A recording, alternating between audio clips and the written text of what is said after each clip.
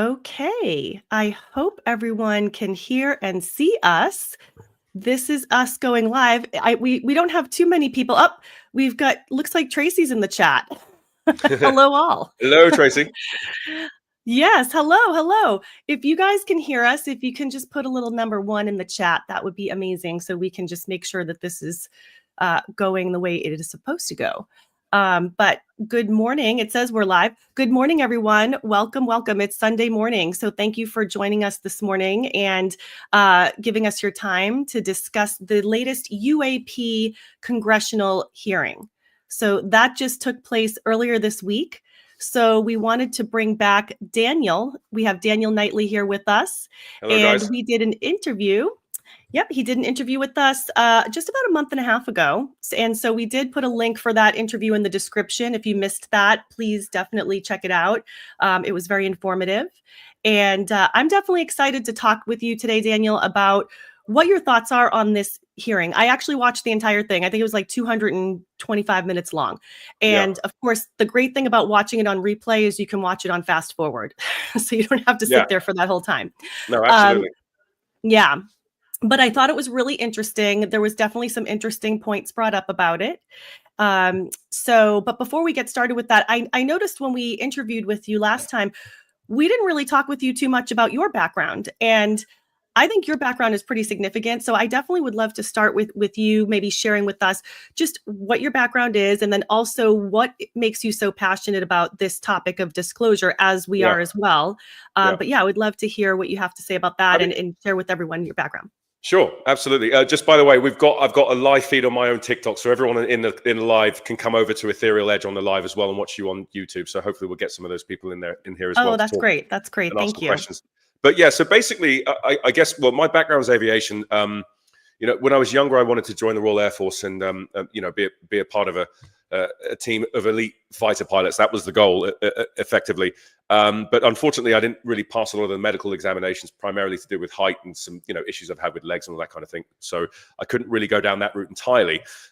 However, I took the route of basically airlines and private contract work, and I ended up, case in point, working for the government anyway, and the military in the US and the UK. So it kind of worked out, I guess, in the end. But it gave me a very unique understanding of how the military industrial complex operates, certainly in the States, and how things are on a day-to-day basis when you're working with military personnel. And what I found is that it's a well-oiled, well-organized machine that operates very effectively, very efficiently. It's deadly when it needs to be, and it can be very efficient and everything else associated with that. But the one thing I never really thought about when I was flying actually was I never thought about UAP. It wasn't an issue for me. It's not something I was actively looking for when I was flying. So dare I say I was more of a skeptic as opposed to somebody that believed it was actually real. So this is 15 years on in the industry, flying privately, doing contract work and everything else. I changed my gears during COVID because there was a lot of furloughing going on. So I ended up having to sort of bounce back on some other things, really, and I wasn't flying as much. And I fell into the world of oats, which is a complete 180-degree direction from the previous career, which has no association whatsoever, except for the absolute level of tenacity you must have to keep going, despite all the odds. So yeah, now I still fly a little bit, but primarily I run my business, which is an oats company called Porridge. Our strapline is "We forage for your porridge," naturally, and we basically set out to come up with the best tasting porridge pot in the world. Effectively, is what we'd like to do. Starting off with the UK and then venturing out to different places and doing all that good stuff. But it's kind of left me a lot of room in between to do various other things and other passions I enjoy. One of them being this, I guess, and being obligated to inform people on what the hell is going on with all this stuff, right? And all the crazy things we hear on almost a daily basis now. And I certainly feel the tempo has increased. And there's a lot more to discuss now than there was even a year ago, with more credible whistleblowers, more individuals getting involved at our level, and just more access to information, at least more people more eyes on content, which would result in getting more information, like Immaculate Constellation, for example. So it's a very interesting time for this community.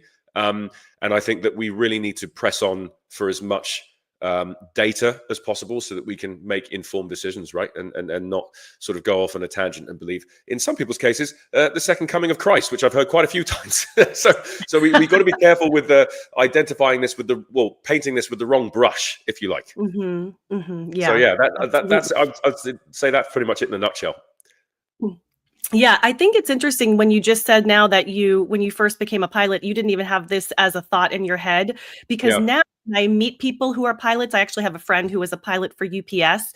The first thing I asked her when I found out she was a pilot was, "Have you ever seen anything while you're out there flying?" And she's like, "No, I haven't seen anything." So it's funny that wasn't even something that you had thought about, but passionate about it. So it's interesting. Like you said, I think it is becoming something that's more coming to the forefront now. People are absolutely.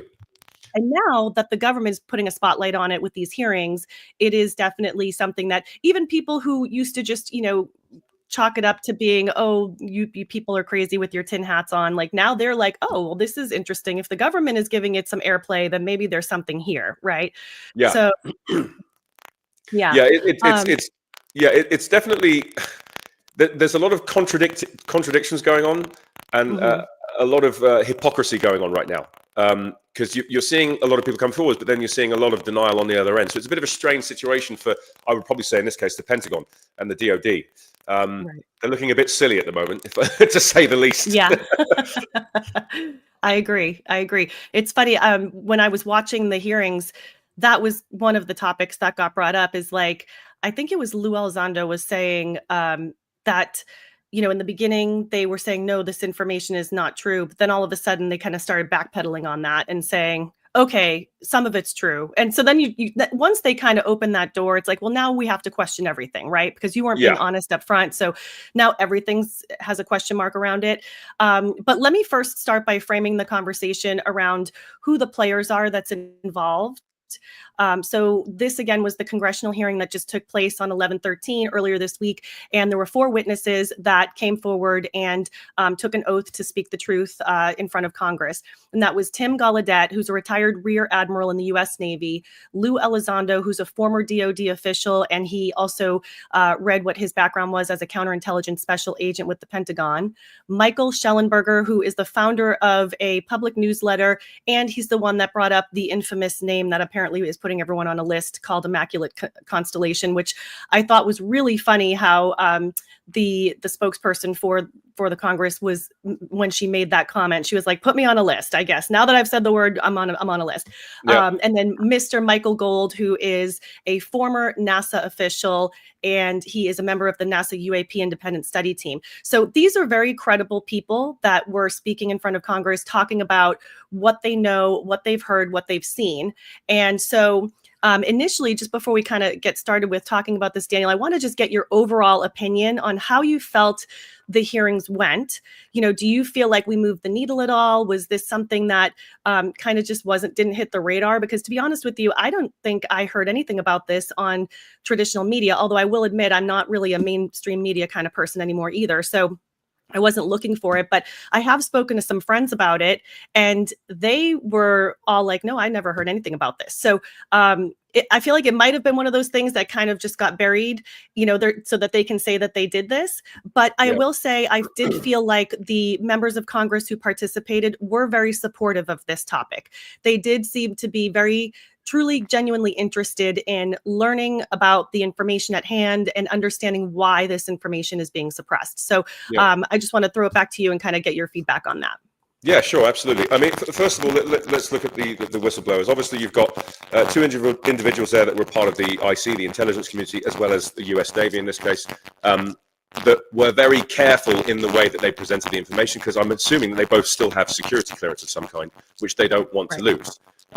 So I could understand why a lot of them were saying that would need to be discussed in a closed setting. However, the other 2, Michael Schellenberger, I think, has brought a lot of light to this in terms of this Immaculate Constellation, which I think needed to be entered into the historical archives for the UAP issue, which is why we had this hearing in the first place. This is basically a public address to record all of the witness testimony, so that there's a place to start from. So I would say, from a public perspective, I would definitely say that it's quite impactful. Unfortunately, I would say that the coverage has been terrible or borderline criminal from a lot of mainstream media on this.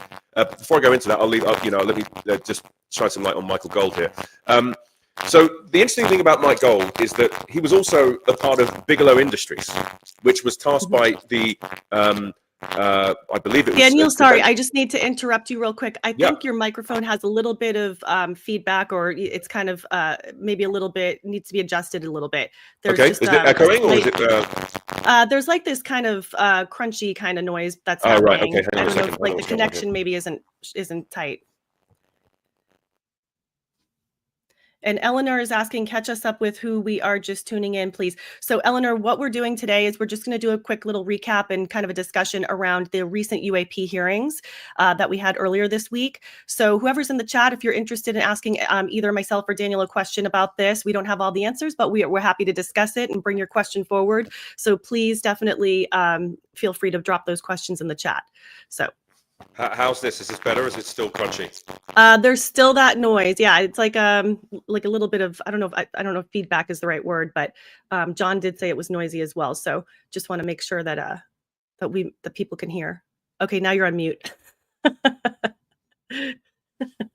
about now? Is that better? Can you hear me now? No, it still has that little like I wish I could find the right word of what I'm trying to describe. Like crunchy feeling. How's that? Is that better? No. Just tell me yes or no. No, maybe go without the microphone, because I know we talked about that. Yeah, okay. And that because at least we can hear you without that background noise. Then, yeah, static. Thank you, John. John just corrected me. Static. That's the word I was looking for. Okay, but now, all right, now you're muted. So if you want to unmute yourself, then we should be able to hear you. Okay. Is that better? Can you hear me? Okay, much better. Yep, that's much better. Sorry about that. I'm glad we kind of worked that out. My fault. I'll have to teach myself how to operate a mic properly before I come into this. No, it's not you. I think there's just some little static connection taking place. So, got you. Okay. Anyway, thanks for bearing with us, guys. So please, I know you're in a flow, so I'm sorry for absolutely not. So I guess the main thing here about Michael Gold is that what he didn't mention is that he worked for Bigelow Industries for 10 plus years. And they were tasked with doing a lot of reverse engineering within private aerospace and also through defense contractors. So I find it very interesting that wasn't even spoken about during the hearing, and it was completely ignored. Now, I don't know if there was a clause in his agreement to talk about certain things, but the fact that wasn't even mentioned, I find very suspect.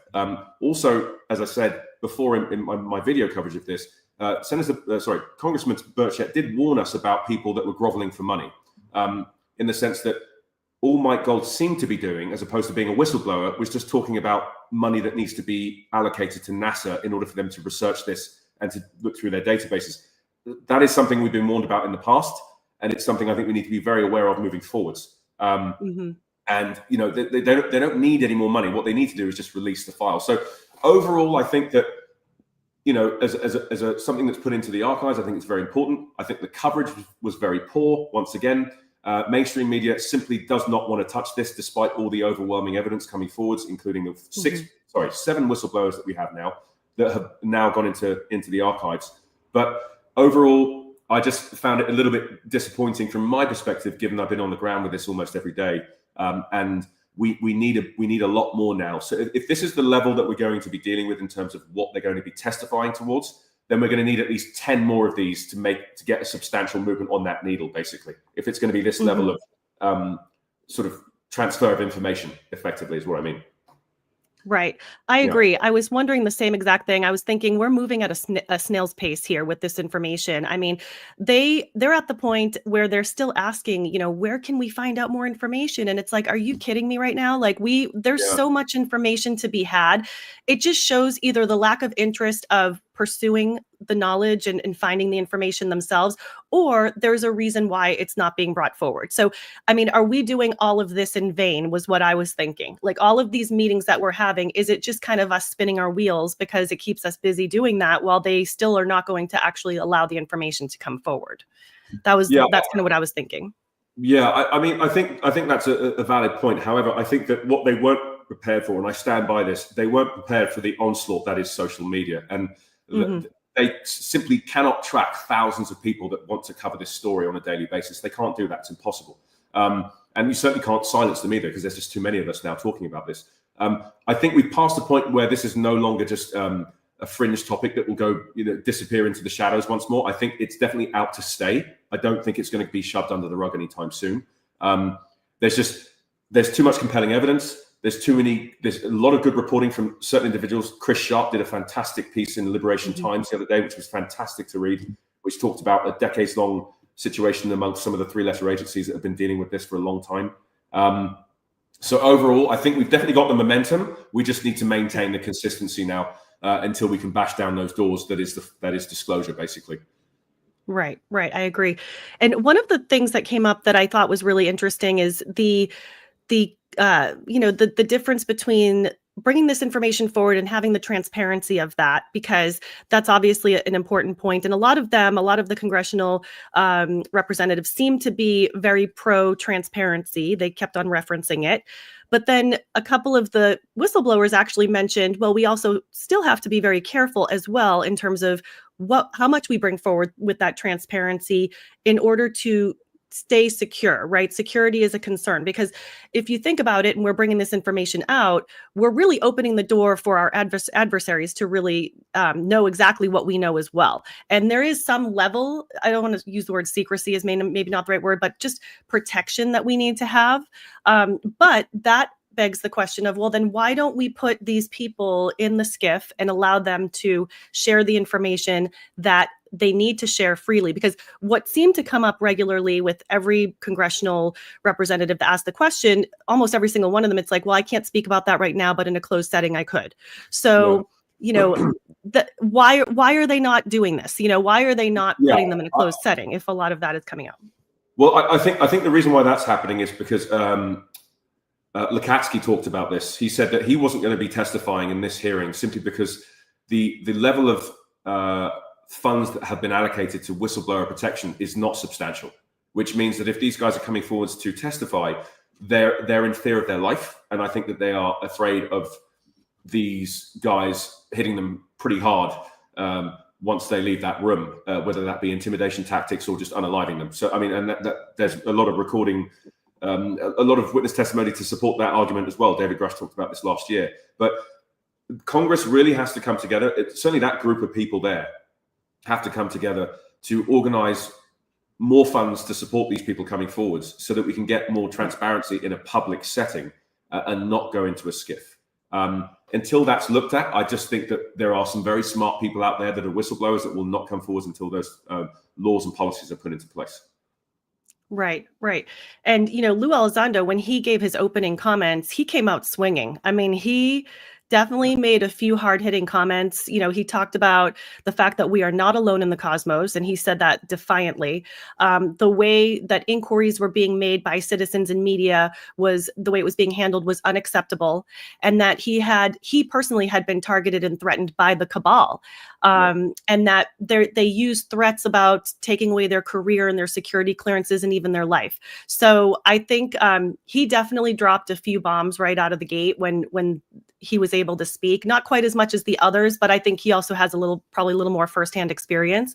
Yeah. So I found that interesting. And obviously he has his book out as well, which he said that he only wrote about what he was cleared to speak about. I believe Danny Sheehan told us that he was actually representing Lou. So I think that's his attorney. Yeah, I wouldn't be surprised. I've heard that same thing as well. So I think, Lou definitely came out with a punchy statement to address Congress about this situation. Compared to the others, I think his was definitely the strongest, and dare I say, the most aggressive. Some of the other ones were just outright weak, I think. I was a little bit disappointed with Tim Gallaudet's approach. I thought he would have been quite a bit stronger and a bit more punchy with his statements, but he was a little bit sort of hearsay and a little bit subdued, I think is the word to describe his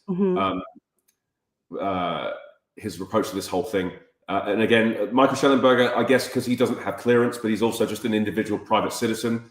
He was a little bit sort of, again, far removed from what I would feel would be a bit more of a punchy statement from someone that's basically brought to light an unacknowledged special access program in the form of Immaculate Constellation. And of course, Michael Gold with his very, dare I say, tailored speech for supporting NASA. Or kissing Tucker's lacquers, if you might want to call it that. But I'm sure Bill Nelson was very happy with that testimony from Michael Gold. Let's just put it that way. Right. Yeah. We have John Condor here. He said, on his way out the door, President Eisenhower warned the public very gravely about the military-industrial complex. That's right. And I think Reagan had spoken about that in one of his speeches as well. So I thought that was interesting. And then he also mentions, although I don't feel it was completely understood yet, that multi-billion-dollar corporations would be wielding so much power and squirreling away every technical advancement and hiding it. It's so true. I mean, that's the part of this that we just can't get our arms around, is how much of the outside of the government in the military, how many private corporations are involved in all of this? You know, we know Lockheed Martin is kind of a name that comes up quite a bit. And so a lot of these aerospace companies have something to do with all of this as well. They have something to gain.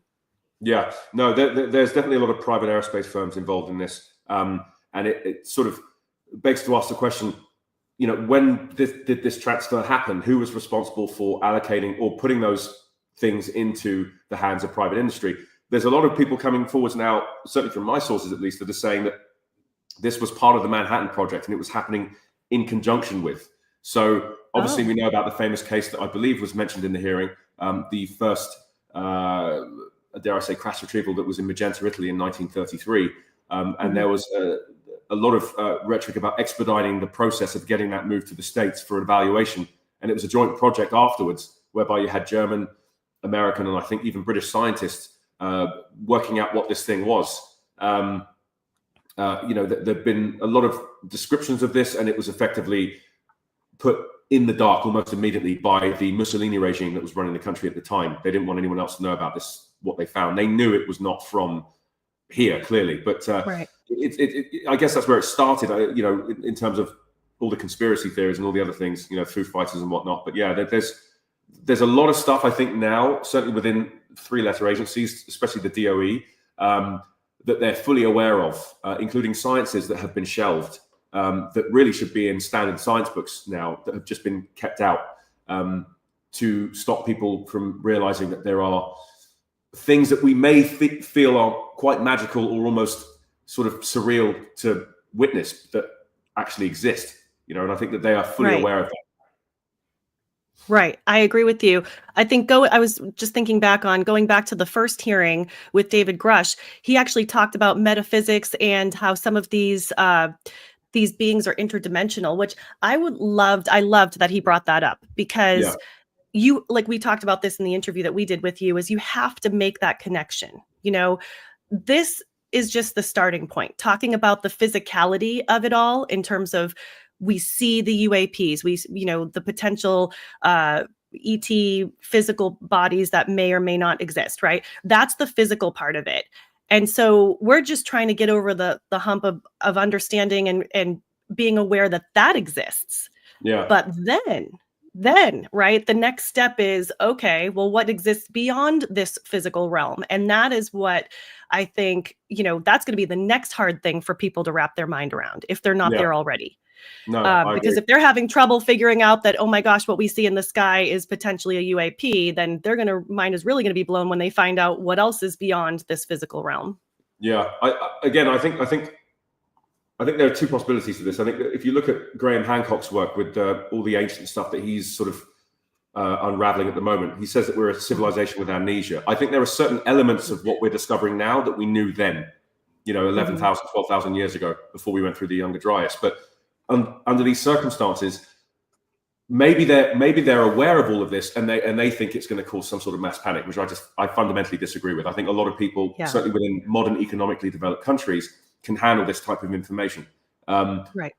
We have got to make a conscious effort to move forwards, though, and to stop dilly-dallying around, you know, whether or not they can address that they're at least real. Can we at least get a statement saying this is real? And it's, you know, the DoD won't even do that. They're mixing their words. They're not admitting anything. They're not saying, they're deferring it to other people. They're saying, you know, if you ask about what Lockheed Martin's doing, for example, I remember in a press conference last year, there was a member of the press asking about what Lockheed Martin's been doing with exotic reverse engineering. And the spokesperson that wasn't representing them said, that's for Lockheed Martin to discuss. I can't answer for them. So the fact that there isn't an immediate, no, they're not, and it's like up for sort of stipulation, you know, begs to ask the question as to, you know, what else have we got dead to rights on this? What else have we already been talking about that may in fact be real? hiding in plain Mhm. sight, EPI archive from Dr. Greer, or various other things you see leaked on Reddit. There's a very compelling piece I read the other day about a guy that was tasked with looking at biologics, and he went into detail about all the different elements that he discovered, and like the biology and how it was different and in some ways very similar to ours. Like there's so many areas here that we just that we can't verify whether it's valid or not, because again, that element of hiding it in plain sight is quite ingenious when you think about it, because some of the stuff we could have already seen could be valid as well. Right. But it's just whether or not that can be verified or cross-referenced by the relevant people if they're willing to come forward. Exactly. And I think the first step in not causing mass panic is to, at least as you stated, come forward and say, yes, this is real. We have had documentation on this for a long time. Let people let that marinate for a little while. Let people get adjusted to that reality of, okay, wow, they're finally admitting this. So we can actually all, put that behind us of like, is it or isn't it? We know now it is. Let that, resonate for a while, however long that might take, a year, maybe longer, who knows. And then you can start slowly releasing more, visual information, because they've got I forget who it was that was saying that they have over 3 million pieces of information, video and otherwise, that are held in the archives that is not being currently released. And why? And they were saying that so much of that is being overclassified. Yeah, that's correct. That it's unnecessary. I forget what kind of classification it is, but it's something that's well beyond what is necessary, which is what is keeping that held from the public. And there's even someone they referenced, and I tried to take a few notes here, but who had submitted FOIA requests, which is the Freedom of Information Act, where you're supposed to be able to put a request in and then get the information that you're looking for, and that they kept on being denied. It was a media person that was putting the request in. And so that begs the question of, okay, well, why are we continuing with this? This is such a game and everybody knows it's a game. So let's just, at least start slowly letting the information come out. And I know Dr. Gallaudet, who is one of the witnesses, he was involved in the Tic Tac incident. And Miss Luna was asking him a question, and she had asked him, is there anything that outpaces our aircrafts? And right away he said yes. I think he said like 3,000 times as fast as our own aircraft, which is incredible if that's the case, right? So, I mean, that right there could be a security issue. And so that information should definitely be released. Yeah, I think the issue is that this is again a breach of national security. I mean, we heard about the Langley incursions, at the beginning of this year, 16 nights of these things, and they couldn't disperse them with drone technology or whatever they thought they were. I mean, there's this consistent narrative that these are drones, which I find quite hilarious. In fact, I think Michael Gold kept calling them drones in the hearing as well. When I'm sorry, but these don't really, sound to me like they're drones when you think about the things that are moving around in the way that they're moving around. And again, I think what he was referring to, Tim Gallaudet, was the amount of G-force that one person can potentially sustain, which is anywhere in a fighter aircraft, it's anywhere between 9 to 10, 11 Gs sustained for about 25 to 30 seconds max. Then after that, blackout, red out, dead. So what we're witnessing is clearly, in breach of what we understand about conventional science.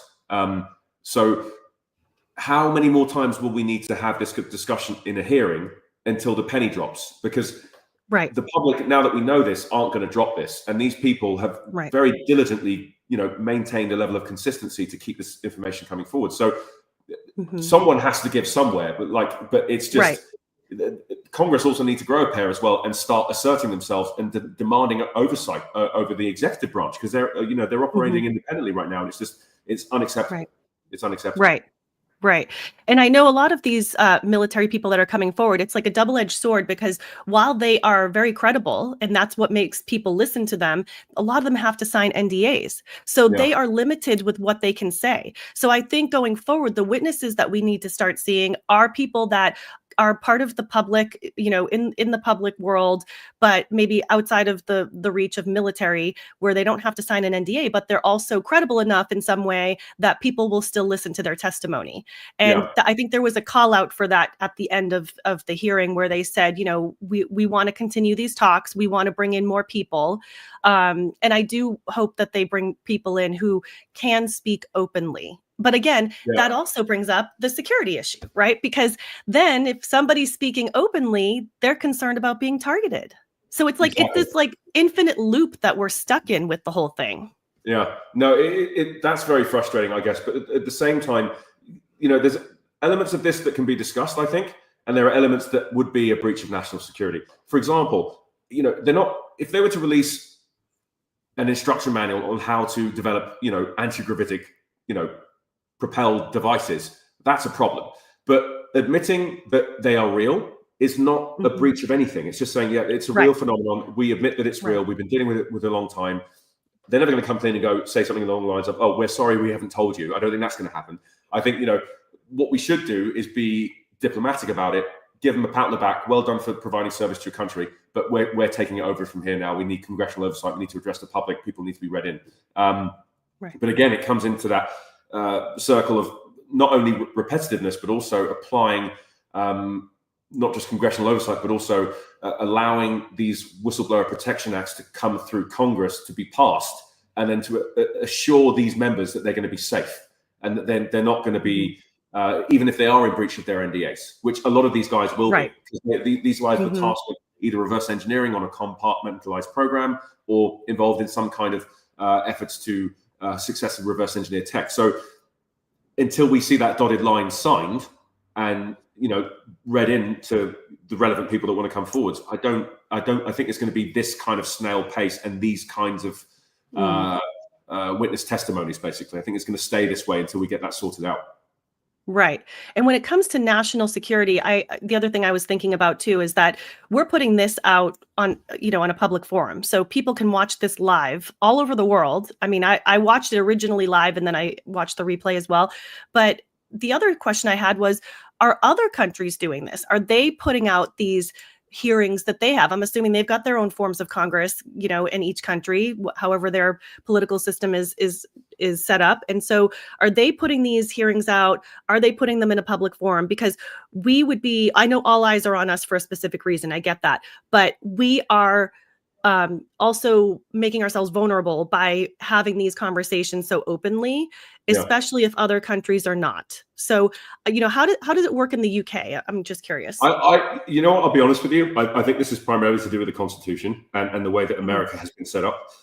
In the grand scheme of things, a lot of the other nations are much older than the United States, which means that they've got more in-depth policies that wouldn't necessarily mean they are obliged to enlighten people on things like this. I think it comes down to law and policy within a certain member state, and I just think that British law is written in such a way that, yeah, sure, there is advocacy for it, but I don't think that you're going to have.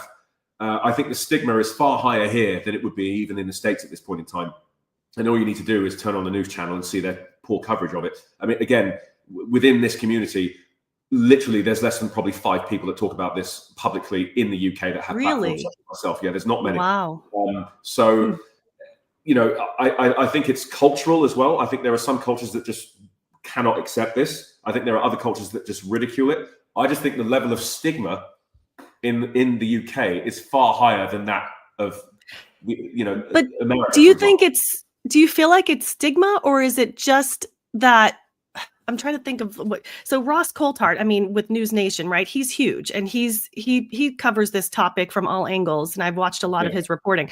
So is it stigma that is keeping people from talking about it, really? I mean, or are there people who truly believe this? It's not that they feel like it's a stigma, it's just that they feel like there's not other people to talk to about it because for whatever reason it's not being brought up as publicly as it is here.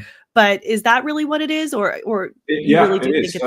And the reason why I can attest to that is because a lot of the people that I've gained in a very short space of time on my TikTok channel have sent me messages in confidence of their experiences, and also expressing that they can't talk about this openly, even with their family, because of the ridicule and stigma associated. So that is why I think it's a growing subject online, and why I've acquired a lot of people in a short space of time is because now they finally have an outlet to discuss not only their experiences, but to learn more about what is going on from a factual basis, right? So, and some of these people aren't just from the UK, they're from all over the world. I had a guy from, I think it was New Zealand the other day saying, look, I wish there was more coverage like you out here, because it's just, I want to talk about this, but I'm in fear of what people might say about me. And I did a video on this a few days ago, but there is a lot of redacted files now from FOIA, from the US Navy, that basically were trying to stigmatize the topic by accessing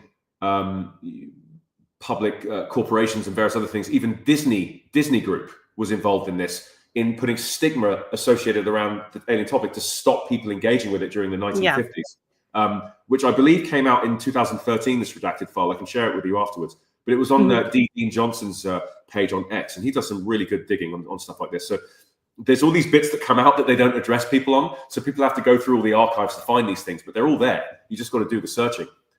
Right, absolutely. There's a lot of information out there that you can just look for on your own. EP Pet says, how can you look up at the sky and the creatures on this earth and planets and not innately know we are not alone? I agree with you, EP, because I've always thought that from a small, when I was a small child, I would just look out at the sky and it was just like I just knew that there were other beings out there. Like, to me, it seems arrogant to think otherwise. How could we possibly be the only, I mean, it's almost ridiculous to say it. Yeah, it really is.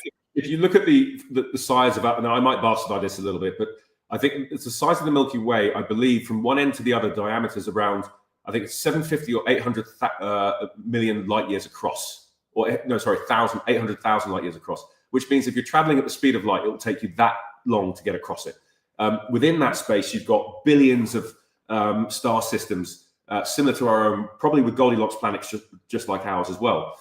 And then you've got neighboring galaxies, our closest one being Andromeda, and there's trillions of those. You're telling me we're the only people having communication and conversation? Like, I'm sorry, that's just absurd. That's an absurd notion. It's funny. It's really funny that somebody could possibly think that. Yeah, it's very laughable. I mean, to me, that I'm like flipping the table on, turning the table on that concept, because people laugh at us for thinking the way we think, but I'm like, you're the one that's ridiculous, to think otherwise.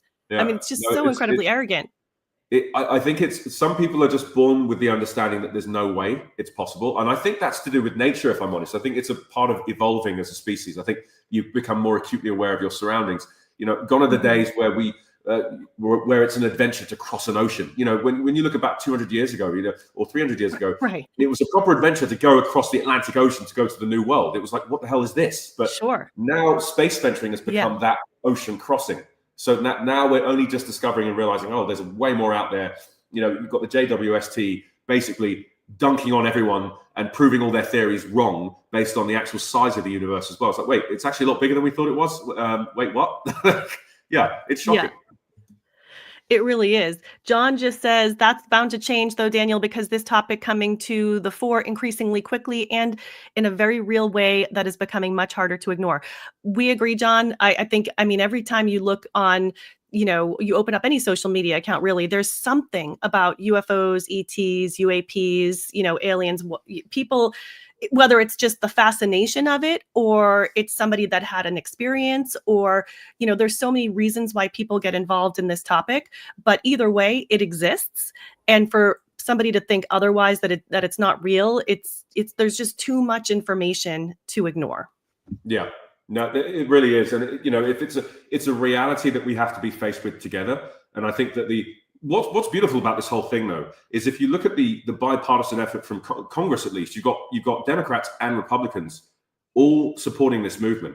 So at the very basic level, it's already bringing people together for a common goal, which I think is fantastic because it's a universal issue. It's no longer just about little continents and little proxy wars. It's about the grand scheme of things.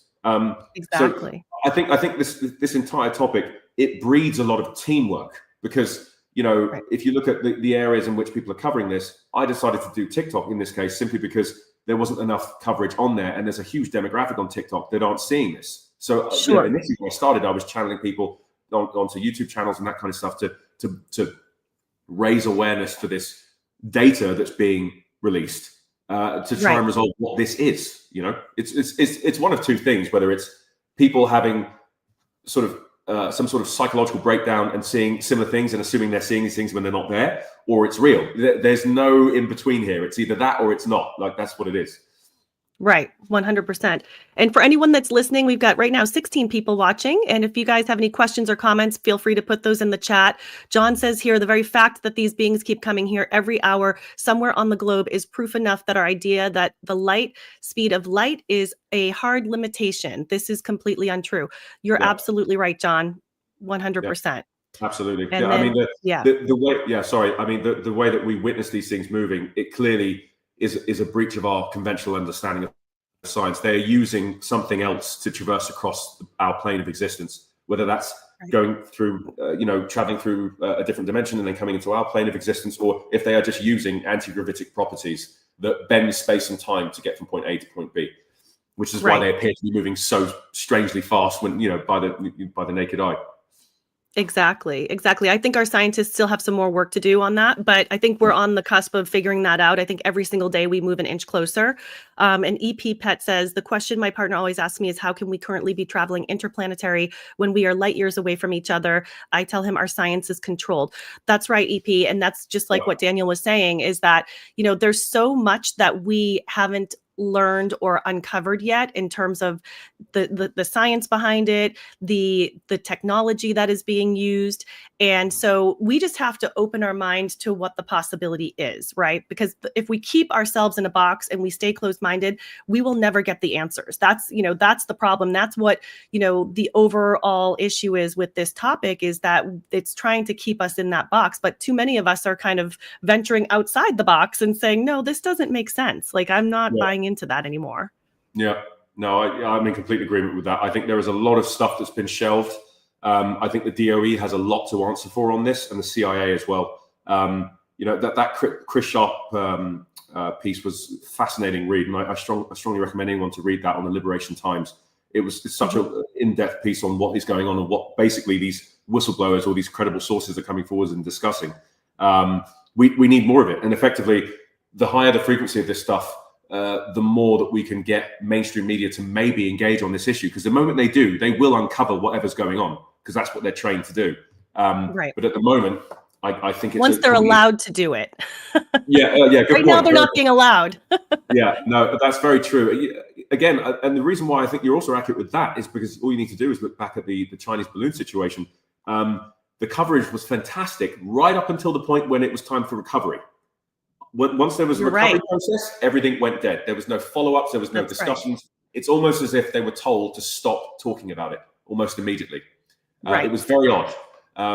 Some people did watch that. I again, that's one of the reasons why I jumped into this. But a lot of people didn't even know that was going on, which was, very compelling to watch. Seeing the first time watching a U.S. aircraft shoot something down over U.S. soil. That's never happened before. That was the first time in history that's ever happened. Wow. And going back to like what you just said as well is with the media coverage. So, and I'm sure there's a video people can find out there. I'm not sure if it's probably on TikTok, of all of the different newscasters across the country reading from the teleprompter exactly the same words. Oh, yeah, I mean, it's kind of creepy actually when you see that. And then that's when you realize, I mean, they're all being told what to say. So that's kind of eye-opening. And then I know during the hearing, they were asking, I'm not sure which representative it was, but they were asking Mr. Gold, so why do you think that this has been covered up? And he actually gave some really good responses. He said, it's really breaking the belief that something new is out there, because breaking your belief is actually a really hard thing to do when it's so ingrained in you. So it's been so, part of our society for such a long time to not believe, that to break out of that mold is a really hard thing to do. The systematic way that they have made it so that we don't question it. We think it's silly. And so having to break that belief is really difficult. And then also he mentioned that NASA has all of these archives of data, and he encouraged the representative to go check it out, go check out the data. And then one of the things he suggested also, which I thought was a great idea, is to have AI organize the data, because there's so much of it. But he did also reference the fact that the data that we are collecting is also not sufficient. He feels like the data was actually not the type of things that we need to know. I mean, I'm sure we need to know all of it, but we need to be more targeted and specific with the type of data that we are collecting so that we can get the information that we need. Yeah. And then the final point that he was making as well is that we're not using the proper equipment to gather the data. And he said, we're all just using our phones. Like when we go out and we look up at the sky, they're not developing specific equipment made for the purpose of actually capturing this information to bring it down and show people. So I thought those were really good points that he raised as well. Yeah, I think his response was very tailored. I think it was very controlled. And again, bearing in mind that this man has probably had first-hand witness as well, which was through Bigelow Industries. And again, that was not something that was mentioned during the hearing. So I think it's very important that people understand that this man was involved with probably one of the most heavily spent private industries involved in this, which was Bigelow Industries. Like, as one individual spending money as a private citizen on this issue, no one beats Robert Bigelow. Like, he's at the top of a very short list. So I don't know. It's just, I think with him, I think we have to be a little bit careful because of the request for funds for NASA. That always makes me a little bit cautious of how to move forwards. Because, you know, the data's there. I agree on the AI part. I think that was very clever. If we could look through the archives of what currently exists just to verify that it is in fact a real phenomenon, and then have that, you know, presented to Congress, I think that would be a good start. But going off and setting up projects and things, I think that's a little bit of a slippery slope, because that's demanding money again, isn't it? And it's just like, no, we've got the data. We've got the data. We don't need to set up any programs or anything else. But they know exactly what this is, and they've got it. And we've got the money too. They did reference that as well, how much money they have available. They're like, now we just need to spend it in the right place. Yeah, exactly. Which also leads me to another thing that I noticed. Did you notice during the hearing how full the public section was versus the section of actual congressmen and women sitting on the panel? If you look at did you pick up on that? Yes, I did. And okay, thank you for bringing that up. I was wondering the same thing, because I was like, do they get to choose if they want to go to these things or not? Because why does it seem to have so few representatives? There were so many open seats. And people showing up late, like it was just not a big deal. Like those are the things I pay attention to, because those are the things that are going to count in the future. There's a lot of congressmen and women that have no clue that this is even going on because of how big those departments actually are. But also, again, I can't help but feel that was the gatekeepers trying to sort of stovepipe this thing and stop people from knowing it was even going on. Because the amount of people on the other side of the panel, it was packed. Like, because people want to know, and then you've got this kind of sparsely populated panel of, you know, bipartisan congressmen and women, and I'm like, why are these seats not filled? Don't people want to know what's going on, or at least get involved in the conversation? It was wild. It's like, I feel like 12 people or less. To me, it should be a requirement. I mean, this is your job. This is what you got essentially hired to do. You were put in office to go and be in that seat and listen to these testimonies on behalf of the people that you represent. So, you know, to me, like, I don't know if you had a vacation day that day. I'm not sure what was going on there, but I don't think it doesn't seem right to me. Like, that's your job to be there. You know, you took the oath to be in that role, so you should be there to represent your people. And actually, Danny Sheehan brought this up when we did our interview with him as well. He mentioned, and I'm not going to remember the detail, it's in the video, but I think it was a congressional hearing, and this would have been a long time ago. Like, we're talking, because this subject just finally got revived again in Congress. I think for many, many years, it was kind of a dead subject. But back when it was popular to kind of talk about for a short minute, he said that there were people that were going out of their way to basically make it so that people wouldn't show up to these types of events. You know, they were trying to make sure that they were not spreading the word about it and blocking people from hearing about it. So who knows? Maybe there's some of that going on right now too. John says, raising our vibration does sound rather hokey, but it's something we are being encouraged to do by these visitors. And you're absolutely right, John. I think that's the one message that you hear consistently from anybody who's either a contactee or had some type of an experience, or who is in a program where they have access to this information, is that the more we raise our vibration, the more we actually get in tune with these otherworldly visitors that, essentially they may have to lower their vibration to come down to us, because we're in the 3D here. So we're kind of in the drugs of society right here, down in 3D. We're wallowing in it. And so they're like, come on up so we can actually have a conversation with you. Yeah, I mean, there's obviously that well-documented case with the, again, I don't remember his name, but he's the guy that can sort of bring these orbs on demand. Have you heard about this guy? I think he lives in like Missouri or somewhere, but he lives in he lives in the Midwest somewhere. But this guy, he literally can summon orbs on demand, and they'll show up, and he's got groups of people. Apparently the FBI, the CIA, DOD have been involved in investigating this guy for a long time. And again, it's because he had a near-death experience, which again is another common thing that happens with people that experience these orbs. That is one of the prerequisites, is that if you've got had a near-death experience, you have the ability to access things you didn't previously have access to. So again, Lou talks about this in his book. I always say this name wrong. I think it's predae or something. It's a part of the brain that can be utilized through remote viewing when you do the tapes and all the frequency stuff.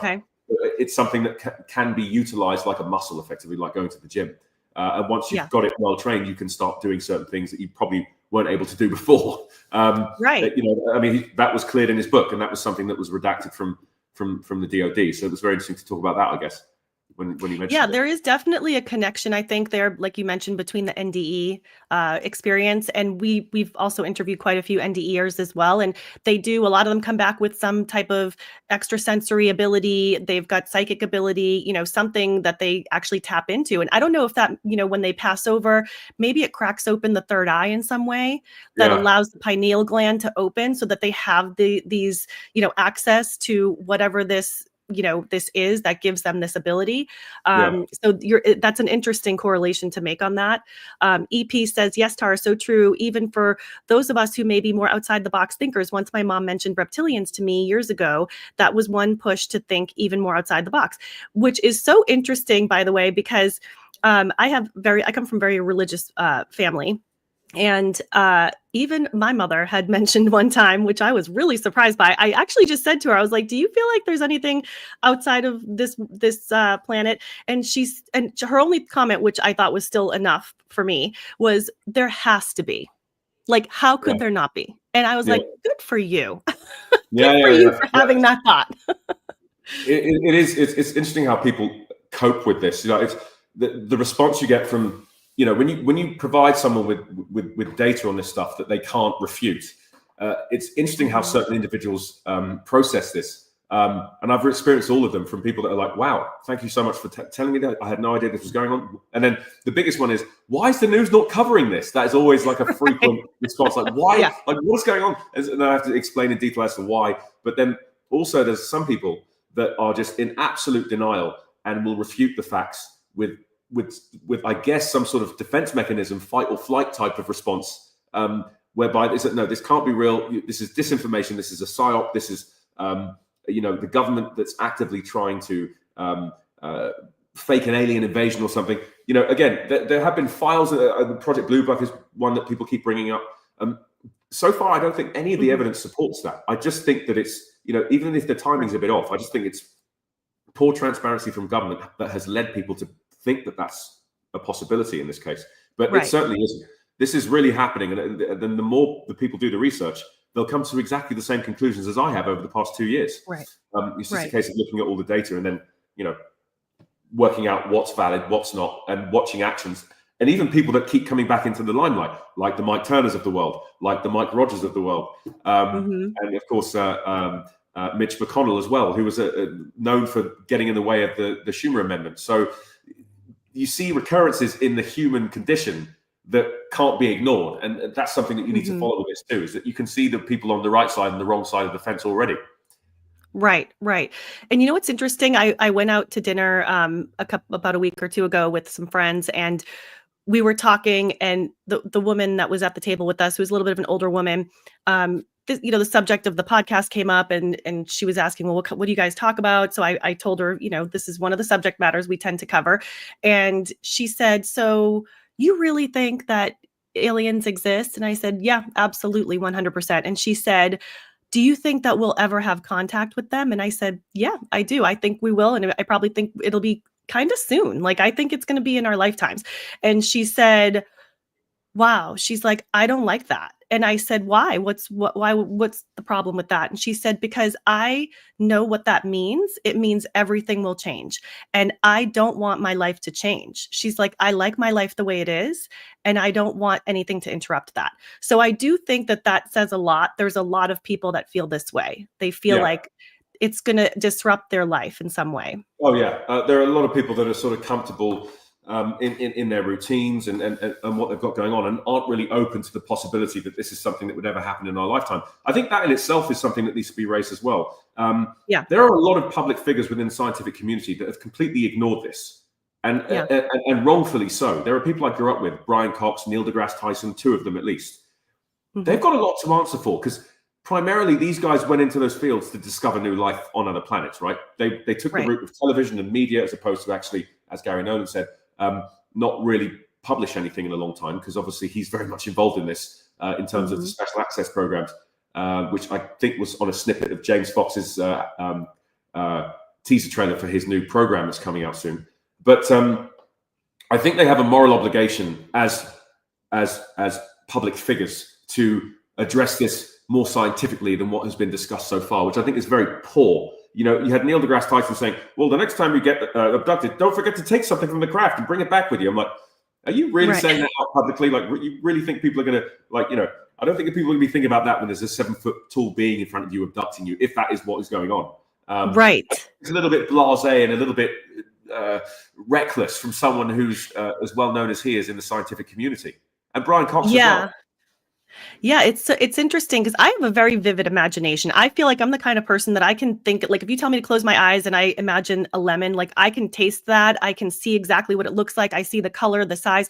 So just as an experiment the other day, because I always joke and say, oh, I can't wait till they get here. I can't wait to meet an alien and, you know, go on the ship. But I did a little experiment with myself the other day, and I closed my eyes and I envisioned what it would be like. And I pictured what it would be like to be in the room with me, and fear took over. And that was just me imagining it. Yeah. And I was like, wow, that says a lot right there. Like, I have a lot of work to do if I still feel like the fear is there, if I was to encounter one. Now, granted, I think the scenario would make a difference too. Like, obviously, if it shows up in the middle of the night, that's like, you know, I'm done. I'm running for the hills. But if it's daylight and I'm with a group of people, then we might have a different story. And let's see, John says, and weren't there very many strange looking characters sitting there in the background? I was watching their body language. You know what? You're right, John. And I did see a video of somebody, it was a joke, I'm sure, but, you know, it was put on, I think it was on TikTok, and they zoomed in on somebody's face, and it did look a little bit odd, I will say. I was like, share that with me afterwards. I mean, I guess. Yeah, I will. I'll send it to you. I have no doubt in my mind that the DoD, or at least the Pentagon, at least had some people in the room. And I think for sure. Just making sure that just in case something was said that wasn't meant to be said, I'm pretty sure they were standing by with the handcuffs. Yeah.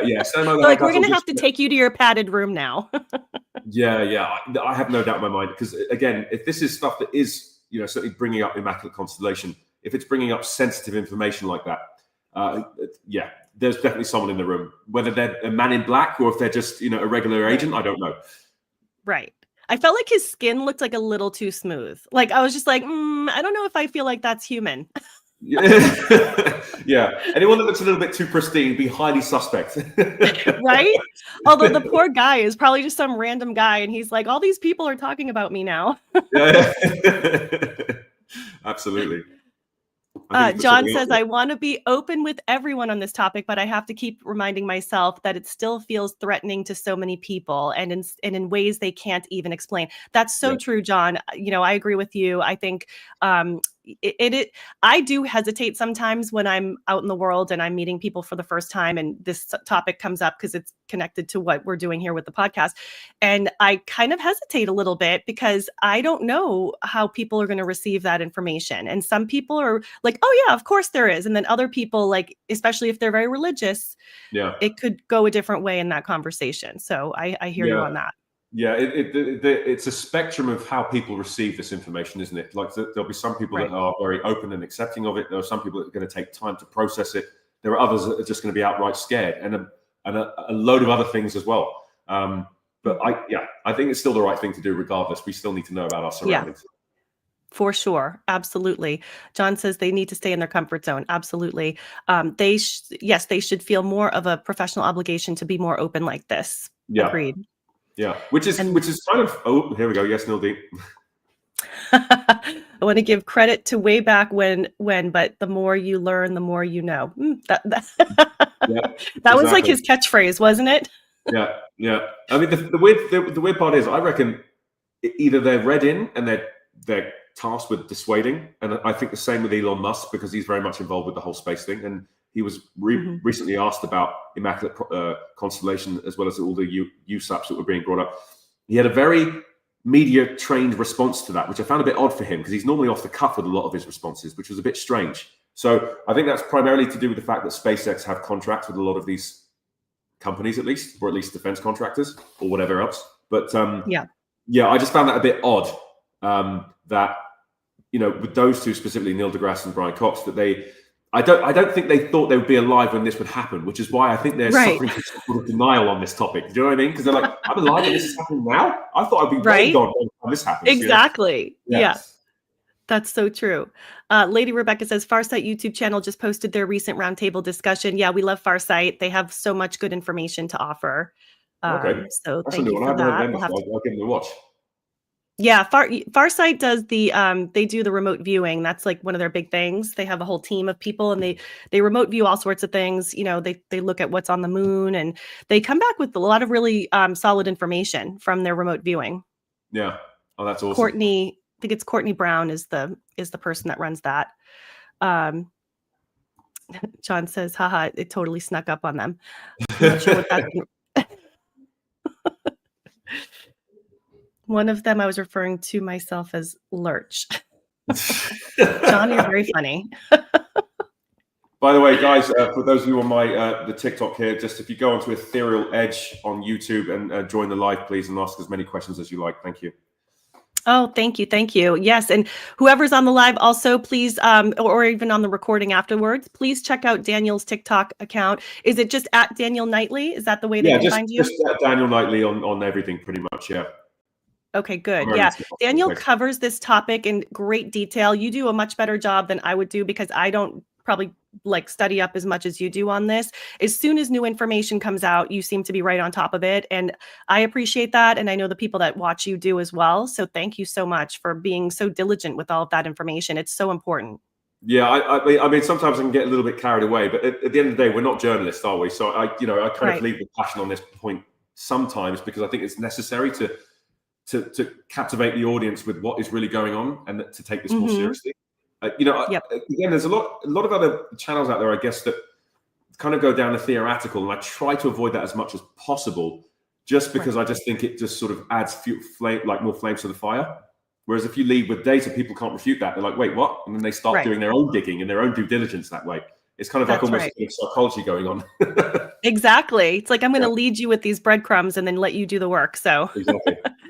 EP says the government and military are fully aware of the vast awareness of beliefs and interest in the subject matter, not to mention global conferences and books. Absolutely. I mean, they have their own teams of people doing research on this, and they have their own people remote viewing. So, for them to say, make a joke of it and be like, oh, it's nonsense. It's like, no, you actually employ people who do the work to try to learn this information as well.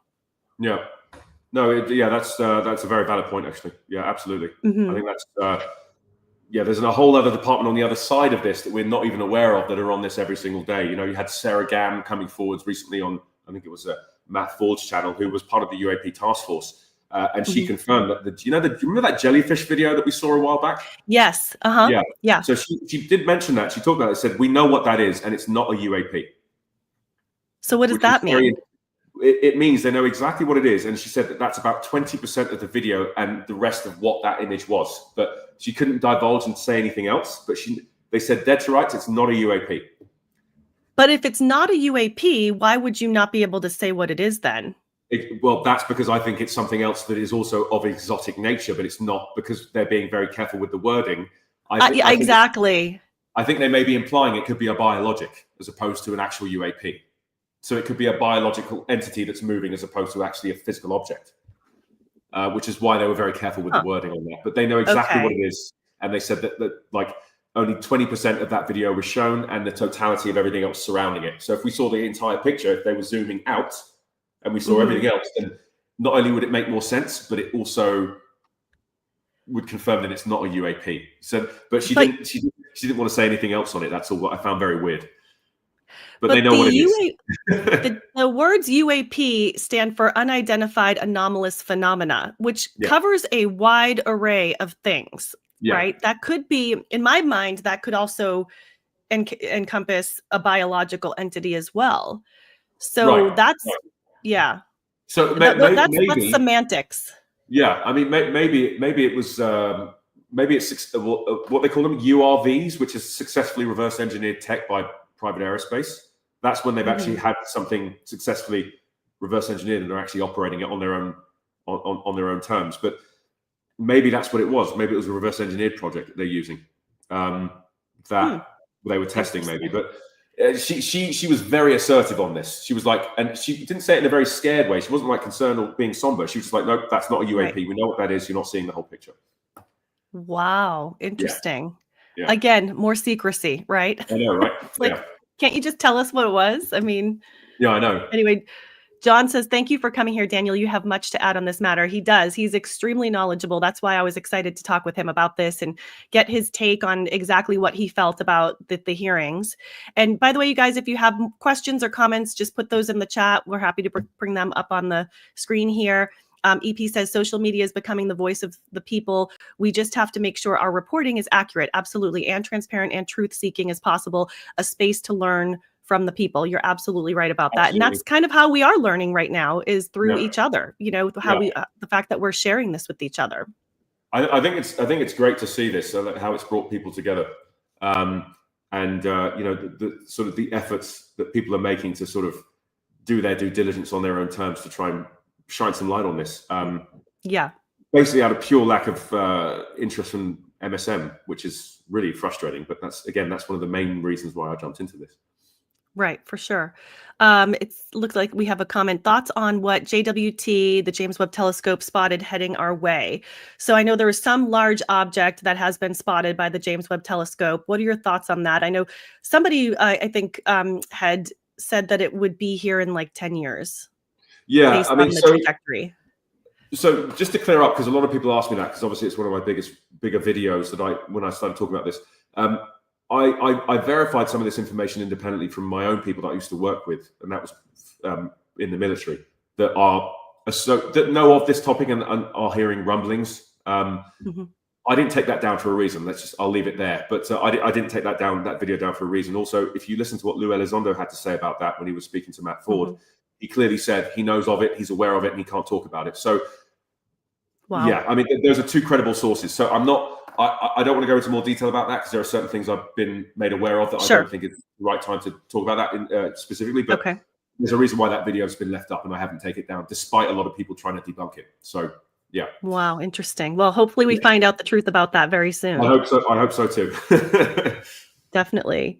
John says that jellyfish thing was definitely something exotic. I would like to hear their actual explanation for this one. We would too, John. I think we would definitely be curious. To me, it did look like a jellyfish, which is kind of funny, but it was like a balloon almost. Like it was just kind of like hovering and floating. Well, I mean, there was a funny comparison to the sort of the Imperial drones from Star Wars. It looked very similar to one of those. But yeah, no, it was a very strange looking object. And I've seen some different renders of it, but I think we've got to be, again, careful with some of these AI renderings as well, because there's been a lot of that going on. So we've got to be careful with what you're looking at. Yeah, that's the hard thing with technology these days, is just knowing what is real, right? Because it's just so easy to replicate something. Rachel said, have you looked into what's going on in Colaris? I am not familiar with that. Is that something you have any knowledge about, Daniel? No, I don't. Colaris, no. If you could shine some light on that, I'll definitely do some digging, but I haven't heard about that, no. Yeah, Rachel, if you want to put another comment in to let us know a little more about that, we can definitely do some research on that. Lady Rebecca says Sphere Being Alliance, Corey Good, Megan Rose YouTube channel, Farsight YouTube channel. Yep. I love Megan Rose. I've watched her. In fact, she just had a video out recently, I think in the last day or so.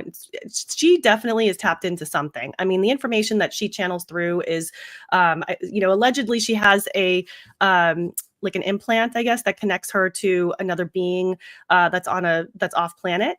And but again, the information that comes through her is solid. So I feel like there's some connection there. I don't know what that is, but and so yeah, I think that's an interesting one too. Is that kind of like, I'm assuming it's a bit like Bashar, isn't it? Because Bashar does that as well, doesn't he? So Bashar, it's actually, he's an entity that's channeled through Daryl Anka, but with Megan Rose, she actually has an implant where she is like the thoughts are coming directly into her brain. This is how she describes it. It's coming directly through her brain into like, so she's not channeling, she's actually being given the information. I know it sounds similar, but there's a nuance there. Oh, wow. Definitely take a look at that. That sounds fascinating. Yeah, definitely. Maybe the jellyfish isn't a UAP because it is identified rather than an unidentified. Oh, that's a really good point. Oh, that's clever. I didn't think about that. That's the technicality that they're using to say that it's not a UAP. You've got to be. If you're a good legal person, you'll be able to read between the lines here with stuff, because a lot of this stuff is so deeply embedded within law and terminologies that very specific words can mean very specific things. So you have to pay attention to each syllable. You're absolutely right. I was trying to figure out what am I missing, right? Yeah. Like there's something I'm missing here, but I think that could be it. So that's a really great comment. John said, we are collectively the disclosure that we are all demanding of our so-called leaders and experts. You're absolutely right, John. We are definitely the disclosure for sure. EP, great discussion. Thank you so much, EP. That's so kind of you. We appreciate you. Rachel says there was a jelly UAP involved in the Battle of Los Angeles. Oh, wow. They've been around forever. Oh, my goodness. I've never heard that before. That's really interesting. Is there any evidence for that? Is there any videos or anything? Or is it? Wow. I don't. Yeah, Rachel, if you've got info, looks like Rachel, you're tapped in. Give us some info. Whatever you know, let us know. You have like some secret source. Ethereal Edge on YouTube, please. You can ask all the questions there because I won't be answering them in the live. Okay. Thank you. Sorry, that's just for my group of people that might be watching, just in case they want to, if they can jump onto your live on YouTube. Yeah, thank you for that. Thank you. John says, and it seems to be phasing in and out of our reality jellyfish. Yep. Maybe it's from another dimension. You know, it could be multi-dimensional, whatever that thing is. I mean, there was a discussion about. Hang on, I'm talking about Brazil here now. The UFO attacks in Brazil currently happening and have been going on since the 70s. George Knapp investigated it in his doc series on Netflix. Interesting. I wonder if that's associated with the Varginha situation that James Fox covered. You know, the Varginha Brazil incident? I've heard of it, yeah. I don't know a lot of detail about it, but I've heard of it. Oh, my God. It's called Moment of Contact. It's on Amazon Prime. It's a great watch. But Oh, interesting. The most compelling thing about that entire documentary, though, is the witness testimony. The first guy that saw it, who was in his truck driving it, I think at night, saw the crash. And the way he explained it crashing was so interesting, is that it wasn't coming down really fast. It was very slowly descending on fire and then crashed into this field in I think it was in like not a vineyard, but like it was like a farmland. And when he approached it and saw all the debris there, he immediately knew that it was not from here. Like you almost, you know, when you just know that something is not local. And yes, exactly. He revisited that site with the film crew in the documentary, and his response was so palpable to watch him break down and become so emotional about his experience. And what he talked about is that beings died on this spot, and I watched it happen. And just watching him, it was like watching like a Daniel Day-Lewis perform his best version of Lincoln. So I don't know. It was just, unless this guy was a paid actor, I don't know how the hell he pulled that emotion. Like, it was incredible to watch. Right. You know that's an experience that he really had, because that's true emotion that's coming out there. Oh yeah, and then also the girls that saw them. One of them running around in this sort of what do I put it, like not a garden, but it's like a place between the houses. You've got like a bit of shrubbery and a bit of green in between. It was hiding in the bushes in one of these closed gates. And she saw it, she drew an image of it, and a lot of other people drew images too. But the biggest takeaway from that, which I found very interesting, was they all had one thing in common. They said the smell was something like they have never smelt in their entire life.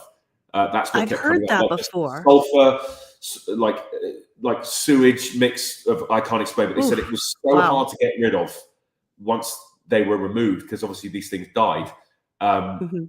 Once one of them, they did like a medical examination, but they said the smell was there for months after it was all cleared up. And it was the one thing that they remember most importantly was the smell. That was like the connection between all these witnesses that saw this stuff. That's so interesting, because that's one thing you don't think about, right? We don't think that aliens smell.